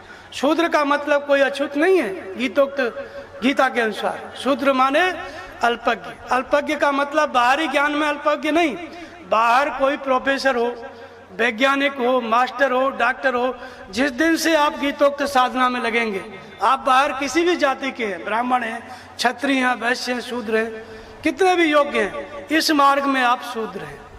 क्योंकि शूद्र वो भाग्यशाली व्यक्ति है, जैसे 1000 आदमी कहीं सोए हुए हैं और उनमें से एक व्यक्ति जाग करके बैठा हुआ है और वो देख रहा है 1000 आदमी सोए हैं, सांप चला जा रहा है, किसी को होश नहीं है, लेकिन जो जग के बैठा है वो देख रहा है कि सांप चला आ रहा है। तो शूद्र वो भाग्यशाली व्यक्ति है जो जागृत है, जिसकी आत्मा जागृत है। इसलिए विराट पुरुष के चरणों से सेवा बुद्धि और शूद्र उत्पन्न होगा। तो जिस दिन से चरण माने आचरण, जिस दिन से हम एक परमात्मा में श्रद्धा स्थिर कर लेते हैं, सदगुरु मिल जाते हैं, नाम जपने लगते हैं और हमारी आत्मा जागृत हो जाती है, भगवान मार्गदर्शन करने लगते हैं, उस दिन से ये जीवात्मा शूद्र होता है। इसके पहले आप ब्राह्मण हो, क्षत्रिय हो, प्रोफेसर हो, वैज्ञानिक हो, डॉक्टर हो, शूद्र भी नहीं है, उससे भी नीचे वाली अवस्था। शूद्र कब बनता है? जब साधना के सही मार्ग पे गीतोक्त साधना का आरंभ कर देता है, सदगुरु उपलब्ध हो गए, भगवान आत्मा की जागृति हो गई, वो सनातन आत्मा जागृत होकर के मार्गदर्शन करने लग गया, उस अवस्था में शूद्र है। तो आत्मा की जागृति है, विधि भी है, सब कुछ है, लेकिन अभी तमोगुण है, इसलिए भजन में मन नहीं लग रहा, इसलिए शूद्र है। शूद्र क्यों है? क्योंकि नाम जपता है, 2 घंटे बैठता है, लेकिन 2 मिनट 2 सेकंड भी मन नहीं लगता, इसलिए वो शूद्र है। क्यों नहीं लगता? तमोगुण के कारण। तमोगुण होने के कारण मन नहीं लग रहा। तो ये वर्ण भगवान ने बनाया। ये जो साधना नाम जप रहा है, मन नहीं लग रहा है, इस नाम के जप रूपी कर्म को, इस धर्म को 4 भाग में बांटा। तो जब आप मन नहीं लग रहा है तो फिर हम क्या करें? हम बैठेंगे तो भी मन नहीं लगेगा, 2 घंटा लगाएंगे तो भी नहीं लगेगा, वैसे भी नहीं लगेगा। करना क्या है? तो कहते हैं परिचर्यात्मकम कर्म शूद्रस्यापि स्वभावजम। सेवा करो, सेवा करो, सेवा करने लगो। किसकी सेवा करें? साधु वही जो सेवा जीते, सेवा सदगुरु पावे। जो महापुरुष है, इस मार्ग पर जो आगे चल रहे हैं या भगवान को जो प्राप्त कर लिए हैं, ऐसे सदगुरु, उनकी सेवा करो, झाड़ू लगाओ, काम करो, शरीर से सेवा करो। तब उससे क्या होगा? धीरे धीरे तमोगुण हटेगा। जब तमोगुण हटेगा तो आधा तमोगुण हट गया, आधा रजोगुण आ गया। तब वही साधक, वही नाम वही जपना है ओम का, सदगुरु का ध्यान, इंद्रिय संयम, विधि वही है। थोड़ा ऊपर उठ गया तो कृषि गौरक्ष वाणिज्यम वैश्य कर्म स्वभाव। कृषि करने वाला, व्यापार करने वाला और गौरक्षा करने वाला जो भक्त है, साधक है, वो वैश्य श्रेणी का है। तो कृषि का मतलब एक तो बाहर खेती होती है, उसकी बात नहीं है, और एक बाहर गौरक्षा होती है। गौरक्षा भी जरूरी चीज है। क्यों? क्योंकि गौ माता जिसको हम लोग कहते हैं, हम क्यों इतना आदर करते हैं? अनादिकाल से और आज तक गाय ने जितनी सेवा की मानव जाति की, किसी और पशु ने उतनी सेवा नहीं की। इसलिए गाय को माता का स्थान हिंदुओं ने दिया। क्योंकि पहले जितना व्यापार होता था सब बैल की पीठ पे, उर्वरक खाद सब गाय के द्वारा, घी दूध दही सब गाय के द्वारा, सारी अर्थव्यवस्था गाय से चलती थी। अब उसका उपयोग नहीं है, अलग बात है, लेकिन पहले चलती थी। इसलिए इतना आदर है, सम्मान है, वो जरूरी है। लेकिन यहाँ पर उस गाय की बात नहीं हो रही है, उस गौरक्षा की बात नहीं हो रही है। गौ गोचर जहाँ मन लग जाई सो समाया जाने भाई। मन से तो इंद्रियां जहाँ तक कल्पना करती हैं, उड़ान भरती हैं, उसको माया समझो। तो मन से इंद्रियां जब विषयमुखी हैं तो उनकी हत्या हो रही है, और जब हम उनका संयम करने लग गए तो यही उनकी रक्षा है। तो गोरक्षा जो वैश्य श्रेणी का साधक है, उसके अंदर आधा तमोगुण आधा रजोगुण, वो क्या करता है, मन से इंद्रियों का संयम करने में प्रवृत्त हो जाता है। पहले इंद्रियां संयमित नहीं कर पा रहा था, अब वो संयमित करने लग गया और व्यापार करने लग गया। तो हमारे राम नाम धन खेती, कौन सा व्यापार, नाम का जप। नाम का जप पहले मन ही नहीं लगता था, अब 1 घंटे आधा घंटे जीव से जपने लग गया, धीरे धीरे जपने लग गया। तो ये वाला व्यापार। और कौन सा व्यापार, दैवी संपद, आत्मिक संपद, जो सद्गुण है उनको बढ़ाने वाला व्यापार। पहले सद्गुण नहीं थे, अब सद्गुण बढ़ाने लग गया। तो ये क्या है, ये वैश्य श्रेणी का साधक है। इसी क्रम में और आगे बढ़ा साधक, तो शौर्यम तेजो धृतिजाक्षम युद्धे चापलायनम, थोड़ा तमोगुण पूरी तरह खत्म हो गया, थोड़ा सा रजोगुण है और सत्वगुण आ गया। सत्वगुण आ गया लेकिन रजोगुण भी है, हल्का फुल्का मन में कामना आती है। इस स्थिति में क्या है, मन को एकाग्र करने की क्षमता होती है, प्रकृति के संघर्ष से डटे रहने की क्षमता होती है। शौर्यम तेजो धृतिदाक्षम, शूरवीरता आ जाती है। मीराबाई को विष दिया गया, पीछे नहीं हटी।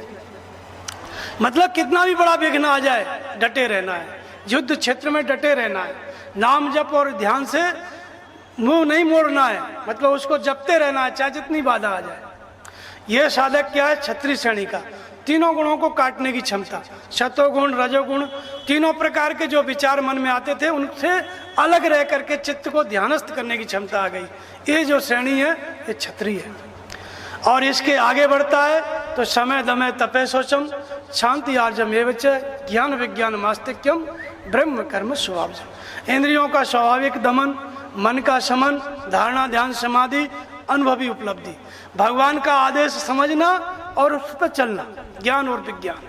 जिस चीज को जानना चाहता है ब्राह्मण श्रेणी का साधक, इधर संकल्प किया उधर दृश्य आ जाता है, टीवी की तरह सब कुछ जान लेता है। त्रिकालज्ञता उसका स्वाभाविक गुण है ब्राह्मण श्रेणी के साधक का। बाहर के ब्राह्मण में त्रिकालज्ञता है नहीं है, कोई इस तरह का ज्ञान है जिस चीज को सोचे, जिस चीज का संकल्प करे उसको जान ले, नहीं जान सकता। ये जो श्रेणी है ये ब्राह्मण श्रेणी का साधक है, इसके अंदर त्रिकालज्ञता रहती है, भगवान से आदेश लेने और उस पर चलने की क्षमता रहती है। इंद्रियों को रोकना नहीं पड़ रहा, इंद्रियां संयमित हैं, जितेंद्रिय अवस्था है। मन को एकाग्र करने का अभ्यास नहीं कर रहा, मन एकाग्र है, समाधिस्थ है, धारणा ध्यान समाधि की अवस्था है। यह श्रेणी क्या है, यह ब्राह्मण श्रेणी है। तो शूद्र क्या है, बीज है, और ब्राह्मण क्या है, वृक्ष है। शूद्र और ब्राह्मण बाहर नहीं, शूद्र बीज है, ब्राह्मण उसका वृक्ष है। वही साधक जो शूद्र श्रेणी में जिसका मन नहीं लगता था, धीरे धीरे साधना करते करते जब ब्राह्मण श्रेणी में आ गया, विकारों से अलग रहने की क्षमता आ गई, ब्रह्म में विलय की योग्यता आ गई, भगवान से डायरेक्ट बात करने की क्षमता आ गई, वो साधक ब्राह्मण है। बाहर के ब्राह्मण में ऐसी क्षमता नहीं होती है। तो ये वर्ण जो है भगवान ने बनाए, अंतःकरण की दुर्बलता के आधार पर, गुणों के दबाव के आधार पर, जो गीतोक्त तो साधना थी, नियत कर्म था, उसको 4 भागों में बांटा, न कि मनुष्य। इसी को स्वधर्म कहा। अध्याय 18 में कहते हैं कि ब्राह्मण क्षत्रिय विंशाणाम शूद्राणाम च परम तप कर्माणि प्रविभक्तानि स्वभाव प्रभेद गुण। स्वभाव में पाई जाने वाली जो कर्म करने की क्षमता है, गुणों के दबाव के अनुसार, उसके आधार पर ये 4 वर्ण बनाए, जिसको स्वधर्म कहते हैं। तो शूद्र श्रेणी के साधक का स्वधर्म क्या है कि वो स्वभाव से उत्पन्न क्षमता उसकी क्या है कि वो महापुरुष की सेवा करे। वो ध्यान में बैठेगा, ध्यान नहीं लगेगा। जैसे कोई प्राइमरी का विद्यार्थी है और एमए के क्लास में जाके पढ़ने बैठ जाए तो एमए कभी नहीं पढ़ पाएगा, एमएससी कभी नहीं कर पाएगा, और जो वर्णमाला है शुरू में प्राइमरी का, उसमें भी फेल हो जाएगा। तो इसलिए शूद्र श्रेणी के साधक का स्वधर्म क्या है कि वो सेवा करे, और वैश्य श्रेणी के साधक का स्वधर्म क्या है कि वो नाम जप करे, इंद्रिय संयम करे। क्षत्रिय श्रेणी का साधक ध्यान करे, यज्ञ करे, और ब्राह्मण श्रेणी का साधक का कर्म क्या है, धारणा ध्यान समाधि, ईश्वरीय निर्देशन में ध्यानस्थ हो जाना। ये स्वधर्म है। स्वधर्म का मतलब ये नहीं है कि हिंदू का स्वधर्म हिंदू धर्म है, मुसलमान का स्वधर्म मुसलमान धर्म है, ये कोई स्वधर्म नहीं है। स्वधर्म का मतलब स्वभाव से उत्पन्न कर्म करने की क्षमता, ये स्वधर्म है। तो ये वाला वर्ण भगवान ने बनाया। अब इस यज्ञ को, इस सनातन धर्म में आचरण करने का अधिकार किसको है, ये किस किस को गीता अधिकार देती है। तो कहते हैं कि अपिचेत्सु दुराचारो, अत्यंत दुराचारी भी अर्जुन, अपिचेत्सु दुराचारो भजते माम अनन्य भाग साधु रेव समंतव्य सम्यक व्यस्तोषा। अत्यंत दुराचारी भी अर्जुन मेरा भजन करके, एक परमात्मा में श्रद्धा स्थिर करके शीघ्र ही धर्मात्मा हो जाता है। तो गीता कहती है कि अत्यंत दुराचारी भी अगर हृदय स्थिति ईश्वर में श्रद्धा स्थिर कर रहा है और नाम जपना आरंभ कर दिया तो वो साधु मानने योग्य है, वो धर्मात्मा है, लेकिन बाहर शूद्र मंदिर में नहीं जा सकता। तो ईसाइयों ने कहा कि चर्च में आ जाओ, मुसलमानों ने कहा मस्जिद में आ जाओ, और हमने कहा मंदिर में नहीं जा सकता। तो जितनी आबादी आप देखते हैं, बांग्लादेश, पाकिस्तान, जितना, ये सब हिंदू थे 150-200 वर्ष पहले, सब ऐसे ही छूने से खाने से नष्ट होकर सब मुसलमान बन गए। तो भगवान ने कौन सा वर्ण बनाया? साधना को 4 भागों में बांटा, मनुष्य को नहीं बांटा, साधना को। बाहर की जातियां कैसे बनी? बाहर की जातियां काम धंधे के नाम है। जब आत्मा सनातन है और शरीर नश्वर है, तो जो शरीर के जन्म पर आधारित जाति व्यवस्था है वो सनातन कैसे हो गई? सनातन तो आत्मा है, अपरिवर्तनशील आत्मा, अमृत स्वरूप आत्मा, 5 तत्वों से निर्मित वस्तु जिसको स्पर्श नहीं कर सकती, वो आत्मा। और ये जो शरीर है इसको तो आप स्पर्श कर सकते हो। तो शरीर के जन्म पर आधारित जो जाति व्यवस्था है वो सनातन धर्म का हिस्सा नहीं है, वो एक रूढ़ी है। शरीर के जन्म पर आधारित जो पोषण करने के लिए व्यवसाय है वो वर्ण व्यवस्था नहीं है, वो तो व्यवसाय है, धंधा है, उसके नाम है, वो कोई वर्ण व्यवस्था नहीं है, एक रूढ़ी है। वास्तविक वर्ण व्यवस्था क्या है? इस नियत कर्म को, गीतोक्त साधना को 4 भागों में बांटना। ये किसने बनाई? जिस दिन से आप भजन करना आरंभ करोगे उस दिन से आपका वर्ण निश्चित हो जाएगा। इसके पहले कोई व्यक्ति शूद्र भी नहीं है। तो क्या है? या निशा सर्वभूता नाम तस्याम जागृति से, सब अचेत पड़े हुए जगत रूपी रात्रि में, वो अभी शूद्र भी नहीं है। शूद्र कब होंगे? जब भजन के मार्ग पे आएंगे, जब महापुरुष मिल जाएंगे, एक परमात्मा में श्रद्धा हो जाएगी स्थिर, तब वो शूद्र होता है साधक। तो इसलिए इस वर्ण व्यवस्था को बताया। भगवान ने कहा कि अत्यंत दुराचारी भी अर्जुन मेरा भजन करके शीघ्र धर्मात्मा हो जाता है और शाश्वत शांति को प्राप्त कर लेता है। कौन ते प्रतिजानी है न मे भक्त प्रणश्यति, निश्चित करके अर्जुन तू समझ मेरा भक्त कभी नष्ट नहीं होता। अर्जुन को शंका हुई कि भगवान आपने जो धर्म का आचरण बताया, भजन करते करते नाम जपते जपते किसी का मन विचलित हो गया, जो छोड़ के चला गया किसी और जगह, मतलब साधना छूट गई, तो कहीं नष्ट भ्रष्ट तो नहीं हो जाता है? इसकी क्या व्यवस्था है इस सनातन धर्म में? तो फिर भगवान ने कहा कि अर्जुन पहले तो यह समझना आवश्यक है कि कर्म क्या है, साधना क्या है। जब समझ करके 2 कदम भी आपने रख दिया, एक दिन भी आपने नाम जप लिया, वैखरी मध्यमा पश्चंती से श्रद्धा स्थिर हो गई हृदय स्थिति ईश्वर में और नाम जप लिया, तो आपने आरंभ कर दिया। अब इसका नाश नहीं है। तो ये आरंभ आपको कहाँ पहुंचाएगा? तो कहते हैं कि अनेक जन्म संसिद्धि तत्व याति परम गति।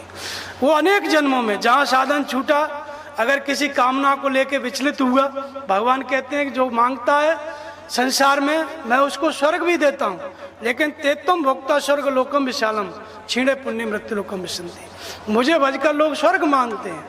स्वर्ग का मतलब कोई आकाश में तैरता हुआ कोई ऐसा गांव या कोई देश या इस तरह की कोई व्यवस्था नहीं है, भौगोलिक स्थान नहीं है।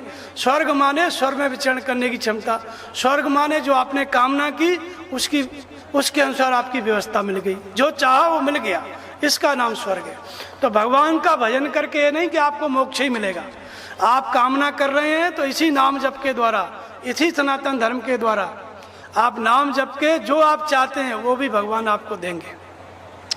तो इसलिए किसी कामना को लेकर विचलित हुआ तो वो नष्ट नहीं होगा, थोड़े दिन में वो उसका भोग करेगा, समय देना पड़ेगा, बाद में लौट के फिर जहाँ साधना छूटी, जहाँ से कामना पैदा हुई, वहीं से उस कामना का त्याग करके फिर आगे बढ़ेगा। इस तरह से अनेक जन्म में जा करके वो भगवान की प्राप्ति कर लेगा। तो ये जो गीतोक्त साधना है, सनातन धर्म का आचरण है, इसमें आरंभ कर दिया तो उसका नाश नहीं होगा। आप एक न एक दिन भगवान की प्राप्ति करोगे इस धर्म के आचरण के अनुसार। और बाहर कोई धर्म का आचरण कर रहे हो, इस जन्म में जिस परिवार में पैदा हुए वैसा धर्म का आचरण, कहीं और पैदा हो गए दूसरे जन्म में तो उस तरह का आचरण, वो जहाँ की तहाँ नष्ट हो जाता है, वो बचता नहीं है और ये नष्ट नहीं होता है। तो इसलिए भगवान ने कहा कि इसमें आरंभ का नाश नहीं है, भगवान की प्राप्ति हो जाती है। इस तरह से यह गीता में सनातन धर्म को बताया। रामचरितमानस में भी 4 चौपाई बताई कि धर्म की, सनातन धर्म क्या है। तो 4 चौपाई हैं, धर्म दूषण सत्य समाना, आगम निगम पुराण बखाना। एक दूसरी चौपाई है परम धर्म श्रुति विदित अहिंसा, अहिंसा परम धर्म है। और तीसरी चौपाई है परहित सरित धर्म नहीं भाई, पर पीड़ा सम नहीं अधमाई। और चौथी चौपाई है कि एक ही धर्म एक व्रत नेमा, और काया वचन मन पद प्रेमा। अब गीता में तो स्पष्ट है कि शाश्वत सनातन आत्मा है, उसके प्रति समर्पित है, वो सनातन धर्मी है। रामायण में 4 बात बता दी। तो रामायण को, शास्त्र को सब नहीं समझ सकते, आजकल विवाद चल रहा है।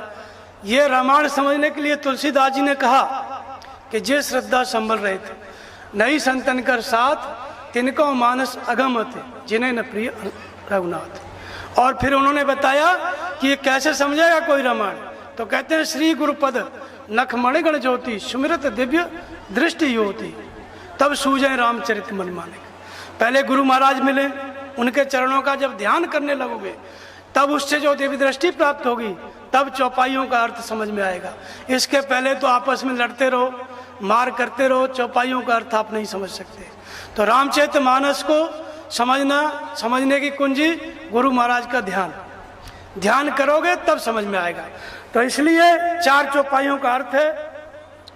पहली है कि धर्म न दूसरा सत्य समाना, आगम निगम पुराण बखाना। अब लोग कहते हैं कि सत्य के समान कोई धर्म नहीं, तो क्या है सत्य? तो कहते हैं कि सही बोलो, झूठ मत बोलो, यही सत्य है।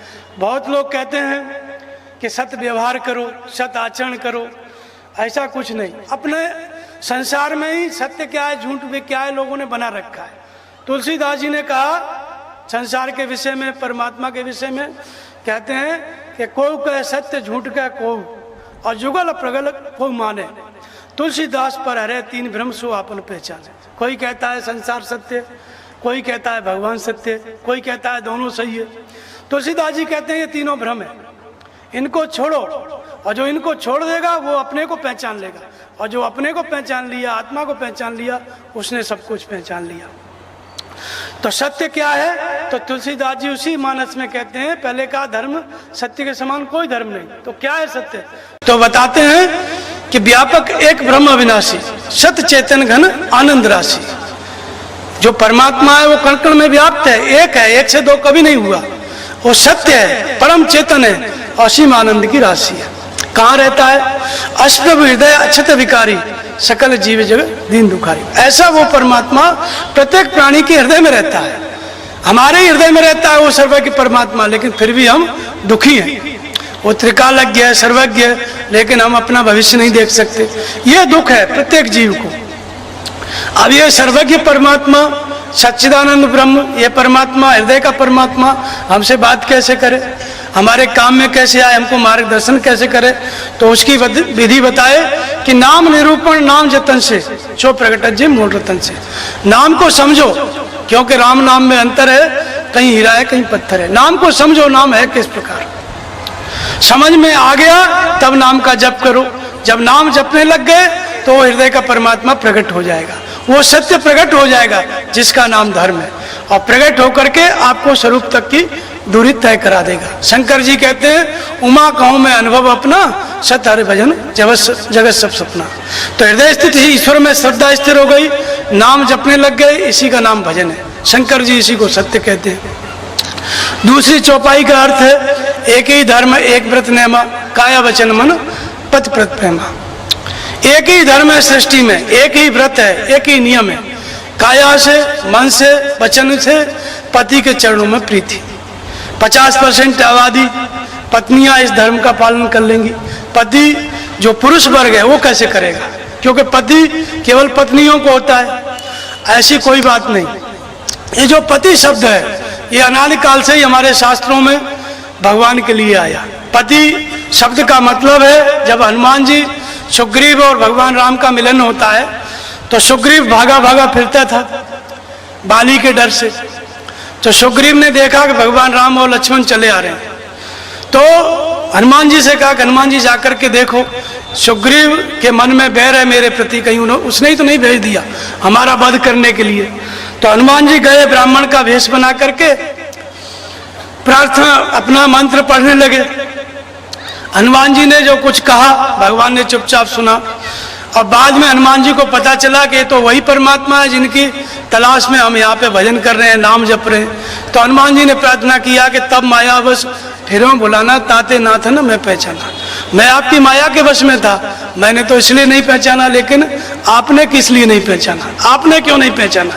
तो हनुमान जी से भगवान ने कहा कि सुन कप जिया मानस जनूना, कोई गिलानी मत करो, तैम हम प्रिय लक्ष्मण से दूना, तुम हमारे लक्ष्मण भाई की तरह प्रिय हो, उससे भी दूने प्रिय हो। जहां अनुकूल देखा हनुमान जी ने कि भगवान अनुकूल है, ता देख पवन सुत पति अनुकूला, हृदय हर्ष रीति सब सूला। पति को अनुकूल देखा। हनुमान जी कोई स्त्री थे, पति पत्नी सब्जेक्ट ही नहीं, बाल ब्रह्मचारी, लेकिन पति किसके लिए कहा? परमात्मा के लिए। तो एक परमात्मा को महापुरुषों ने पति कह करके संबोधित किया। फिर कहते हैं मेरी पत्र आंखों गिरधारी, मीराबाई का भजन है। तो पति माने दूसरा, पति का मतलब होता है पत्र रखना, माने इज्जत मर्यादा रखना। तो बाहर इज्जत और मर्यादा घटती बढ़ती रहती है। शादी विवाह होता है, किसी को दहेज मिल गया, जितना चाहता था उम्मीद से ज्यादा मिल गया, इज्जत बहुत बढ़ गई, जितना चाहता था नहीं मिला, इज्जत कम हो गई। ये घटती बढ़ती रहती है। और दूसरी इज्जत का मतलब क्या है? ये तो बाहर की इज्जत है, लेकिन वास्तविक इज्जत क्या है? तो पुनरप जन्मम पुनरप मरणम पुनरप जननी जठरे से, जन्म जन्मांतरों से हम लोग जो ये यात्रा कर रहे हैं, बार बार जन्म लेना, मरना, 9 महीने तक गर्भ में रहना, ये जो है जीवात्मा की सबसे बड़ी बेइज्जती है। इस इज्जत को जो रख लेता है वो कौन है? वो परम ब्रह्म परमात्मा है। वो इस जीव को जागृत करके, सचेत करके, भगवान भजन करा करके उसको अपना स्वरूप प्रदान कर देते हैं। इसका स्वरूप प्रदान करने में जो सक्षम है ऐसा परमात्मा, इसलिए उसका नाम क्या है? पति है। लेकिन ये पति जो है कब बनता है? कोई भी साधक पत्नी का स्वरूप तो कब लेता है? तो एक ही धर्म, एक व्रत लेना, एक परमात्मा के प्रति हम समर्पित हो गए, व्रत ले लिया। लेकिन कब यह स्थिति आती है? सब व्यक्ति के अंदर नहीं आ सकती। ये एक लगन है, जिसके अंदर ये लगन जागृत होती है, वो लगन ही भजन कराती है। शरीर तो क्या है? सुर दो सदग्रंथन गावा, साधन धाम मोक्ष कर द्वारा। ये मनुष्य शरीर क्या है? साधन का धाम है। इसमें साधन का मतलब रोटी दाल कमाना नहीं, भगवान को प्राप्त करने की पूरी विधि इसके अंदर है। भगवान को प्राप्त करने के लिए पूरी विधि है। ये शरीर भजन नहीं करता, इसके अंदर जो स्टोनमुखी लगन जागृत हो गई, भगवान के प्रति लगन लग गई, वो लगन जो है भजन कराती है। वो स्टोनमुखी प्रवृत्ति है, इसलिए वो क्या है? वही पत्नी है। और पति कौन है उसका? जो परमात्मा है। और बाहर कौन? जिसने परमात्मा को प्राप्त कर लिया, जो शिव स्वरूप महापुरुष है, वो पत्नी है।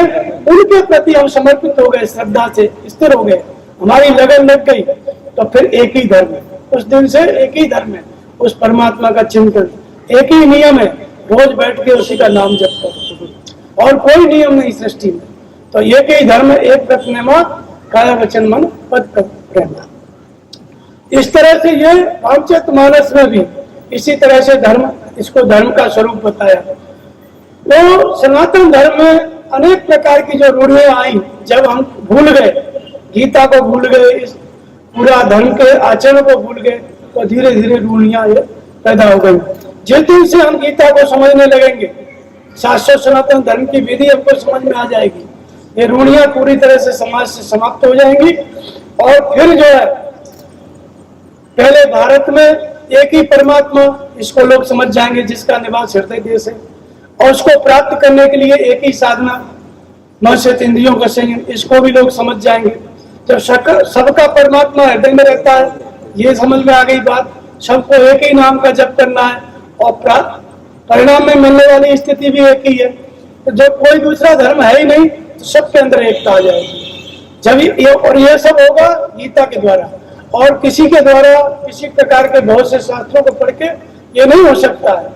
केवल गीतोक्त साधना पद्धति से ही संपूर्ण हिंदू समाज एक हो सकता है। सनातन धर्म के बहुत से नाम हुए, एक तो हिंदू नाम हुआ, एक आर्य नाम हुआ, और एक सनातन धर्म। तो सबसे पहले आर्य, लोगों का कहना है आर्य और द्रविड़। जब अंग्रेज लोग आए तो यहाँ भारत की जनता को दो भागों में बांट दिया, दक्षिण भारत के द्रविड़, उत्तर भारत के आर्य। ऐसा कुछ नहीं है। दक्षिण भारत में सुग्रीव जी थे, हनुमान जी थे, ये सब कौन थे? ये सब आर्य थे। लंका का स्वामी जो रावण था राजा, वो अनार्य था और उसका भाई विभीषण आर्य था। और रावण के जो पिताजी थे विश्वसभा पुलस्त मुनि, उसके दादा थे, वो आर्य थे। तो इसलिए ऐसी बात नहीं है कि आर्य कोई अलग जाति और द्रविड़ कोई अलग। आर्य और अनार्य ये मन की वृत्ति है। जब हम स्टोनमुखी हो जाते हैं, अस्तित्व के उपासक हो जाते हैं, आत्मा ही सत्य है, सनातन है, उसी का अस्तित्व है, बाकी पूरी सृष्टि नश्वर है। आ ब्रह्म भुवना लोका पुनरावर्तन। आत्मा ही सत्य है, शाश्वत है, सनातन है, और ब्रह्मा से लेके कीट पतंग पर्यंत, देवी देवता, द्वितीय ऋतु की संतान है, सब नश्वर है। तो जो नश्वर का उपासक है वो नास्तिक, या देवी देवता बाहर पूजा पाठ जो कुछ है, जो नष्ट होने वाली चीज को मानता है वो नास्तिक, और जो अस्तित्व को, जो आत्मा का उपासक है, परमात्मा का, वो आस्तिक। तो आर्य का मतलब है जो अस्तित्व का उपासक है, जो आत्मा का उपासक है। इसलिए आर्य एक वृत्ति है। हाँ, हमारे देश में इस व्रत का निर्वाह करने वाले, अस्तित्व की उपासना करने वाले, परमात्मा का चिंतन करने वाले समाज में बहुत संख्या में हुए। इसलिए इस देश को आर्यों की भूमिका। जम्बू द्वीप है, संसार में एक खंड है, उसमें एक जम्बू द्वीप है, उसमें भारत देश का नाम आया। जम्बू द्वीप में क्या है? भारत एक खंड है। वहां के लोगों को आर्यावर्त कहा गया, आर्यव्रती कहा गया। जो अस्तित्व है, परमात्मा है, उसके प्रति श्रद्धावान लोग हैं, इसलिए आर्यावर्त इसको कहा गया। तो हमारे आचार विचार, संयम, उठना जागना, ये सब भगवान से अनुशासित था। इसलिए इस देश की संस्कृति को क्या कहा गया? आर्य संस्कृति। भगवान बुद्ध कहते हैं अपने शिष्यों से कि भिक्षुओं, इस संसार में दो प्रकार की खोज है। संसार में दो प्रकार की खोज है, एक आर्य खोज और दूसरी अनार्य खोज। आर्य खोज, अनार्य खोज उन्होंने कहा, अनार्य कौन है? कि जो स्वयं नश्वर होते हुए, स्वयं मरण धर्मा होते हुए भी नश्वर की खोज कर रहा है। जैसे हर एक व्यक्ति नश्वर है, परिवर्तनशील है, जन्म और मृत्यु के चक्र में आने वाला है, और ऐसी चीज का खोज करे जिसको जन्मना और मरना है, तो वो क्या है? अनार्य खोज है। वो ऐसा करने वाला क्या है? वो अनार्य है। और दूसरी आर्य खोज किसको कहा? कि जो स्वयं मरने और जन्मने वाला है, वृद्ध होने वाला है, लेकिन शाश्वत सनातन ब्रह्म की खोज करता है, वो आर्य खोज है। तो महात्मा बुद्ध के अनुसार आर्य और अनार्य कौन है? जो शाश्वत सनातन ब्रह्म की खोज करता है, अविनाशी पद की खोज करता है, वो आर्य है। और जो नश्वर में भटकता है, नश्वर वस्तुओं की खोज करता है, वो अनार्य। तो इसलिए आर्य और अनार्य कोई जाति नहीं, ये तो फूट डाली गई अंग्रेजों के द्वारा। ये एक व्रत है। जो भगवान का उपासक है, अस्तित्व का उपासक है, वो आर्य, और नश्वर का उपासक है, वो अनार्य। इसी तरह से सनातन धर्म है, इसी तरह से हिंदू धर्म है। सनातन का मतलब जो सनातन का उपासक, आत्मा ही शाश्वत है, सनातन है, अंतःकरण में रहता है इसलिए आत्मा, शरीर के रहते हुए शरीर से परे इसलिए परमात्मा। जो इसका उपासक है वो सनातन धर्मी है। और इसी तरह से हिंदू शब्द को भी कुछ दिनों से अपना लोग कहते हैं कि जो लुटेरे आए गजनी से इधर सिंधु नदी पार की, उन्होंने सिंधु के इस किनारे रहने वाले लोगों से पूछा कि हमको उस पार जाना है, तो स को हा बोलते हैं। तो बोले सिंधु नदी के तो तटवर्ती लोग थे, उन्होंने स को हा बोल के कहा इस पार वाले लोग जो है हिंदू है। ऐसी बात नहीं है, ये किसी अरब के लोगों ने नाम नहीं दिया, ये हिंदू शब्द प्रचलित था।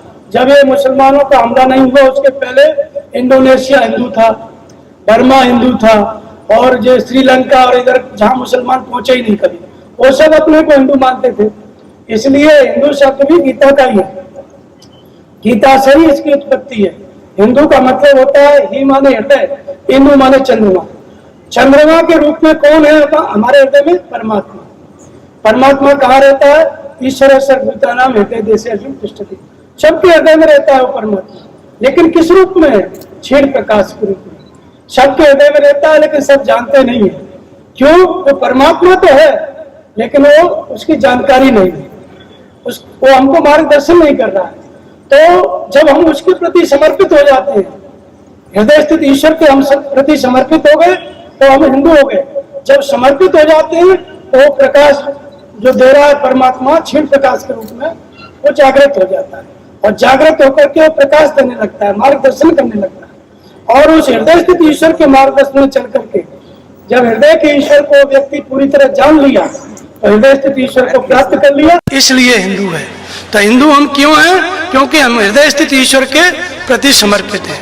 विश्व में जितने भी धर्म हैं, जिस दिन उनको परमात्मा की आवश्यकता होगी, भगवान को पाने की जिज्ञासा होगी, तो वो हृदय स्थित ईश्वर के प्रति समर्पित होना ही पड़ेगा, उनको हिंदू होना ही पड़ेगा। जब तक वो हृदय स्थित ईश्वर के प्रति समर्पित नहीं होंगे, हिंदू नहीं होंगे, तब तक उन्हें परमात्मा की प्राप्ति नहीं होगी। क्योंकि परमात्मा की प्राप्ति का उपाय केवल सनातन हिंदू धर्म में, केवल गीता में, दूसरे किसी भी धर्म में ये उपाय नहीं बताया। केवल एक ईश्वर को मानो, बस एक ईश्वर को मानो, लेकिन उसको कैसे पाना है ये बात नहीं बताया किसी ने। तो एक ईश्वर की जो साधना है वो केवल सनातन धर्म में, गीता में बताई गई। बाकी बाहर किसी भी धर्म में जितने मजहब हैं, किसी ने भी वो साधना नहीं बताई। तो एक ईश्वर की शोध ये भारत के ऋषियों मुनियों की शोध है। और बाद में 4000 भगवान कृष्ण के 2000 वर्ष बाद मूसा ने कहा कि ईश्वर एक है, तो गीता की बात को दोहराया। 2000-3000 वर्ष पश्चात ईसा ने कहा कि वो परमेश्वर एक है, तो वो गीता की बात को दोहराए। मोहम्मद साहब ने कहा कि अल्लाह एक है, तो गीता की बात को दोहराए। और जितने भी ऋषि मुनि हुए सबने एक ईश्वर को ही दृढ़ाया। तो सब सनातन धर्म के ही एक अंश को लेकर के अनेक संप्रदाय बने। और पूरी साधना गीता में है, पूरी साधना किसी के पास नहीं है। कैसे उस भगवान को, उस एक ईश्वर को पाया जाता है, वो पूरी साधना केवल गीता में विद्यमान है। तो इसलिए शाश्वत सनातन धर्म का धर्मशास्त्र गीता है। और सनातन धर्म का मतलब है ईश्वरीय निर्देशन में चल के ईश्वर को जानना। बोलिए श्री सतगुरुदेव भगवान की जय।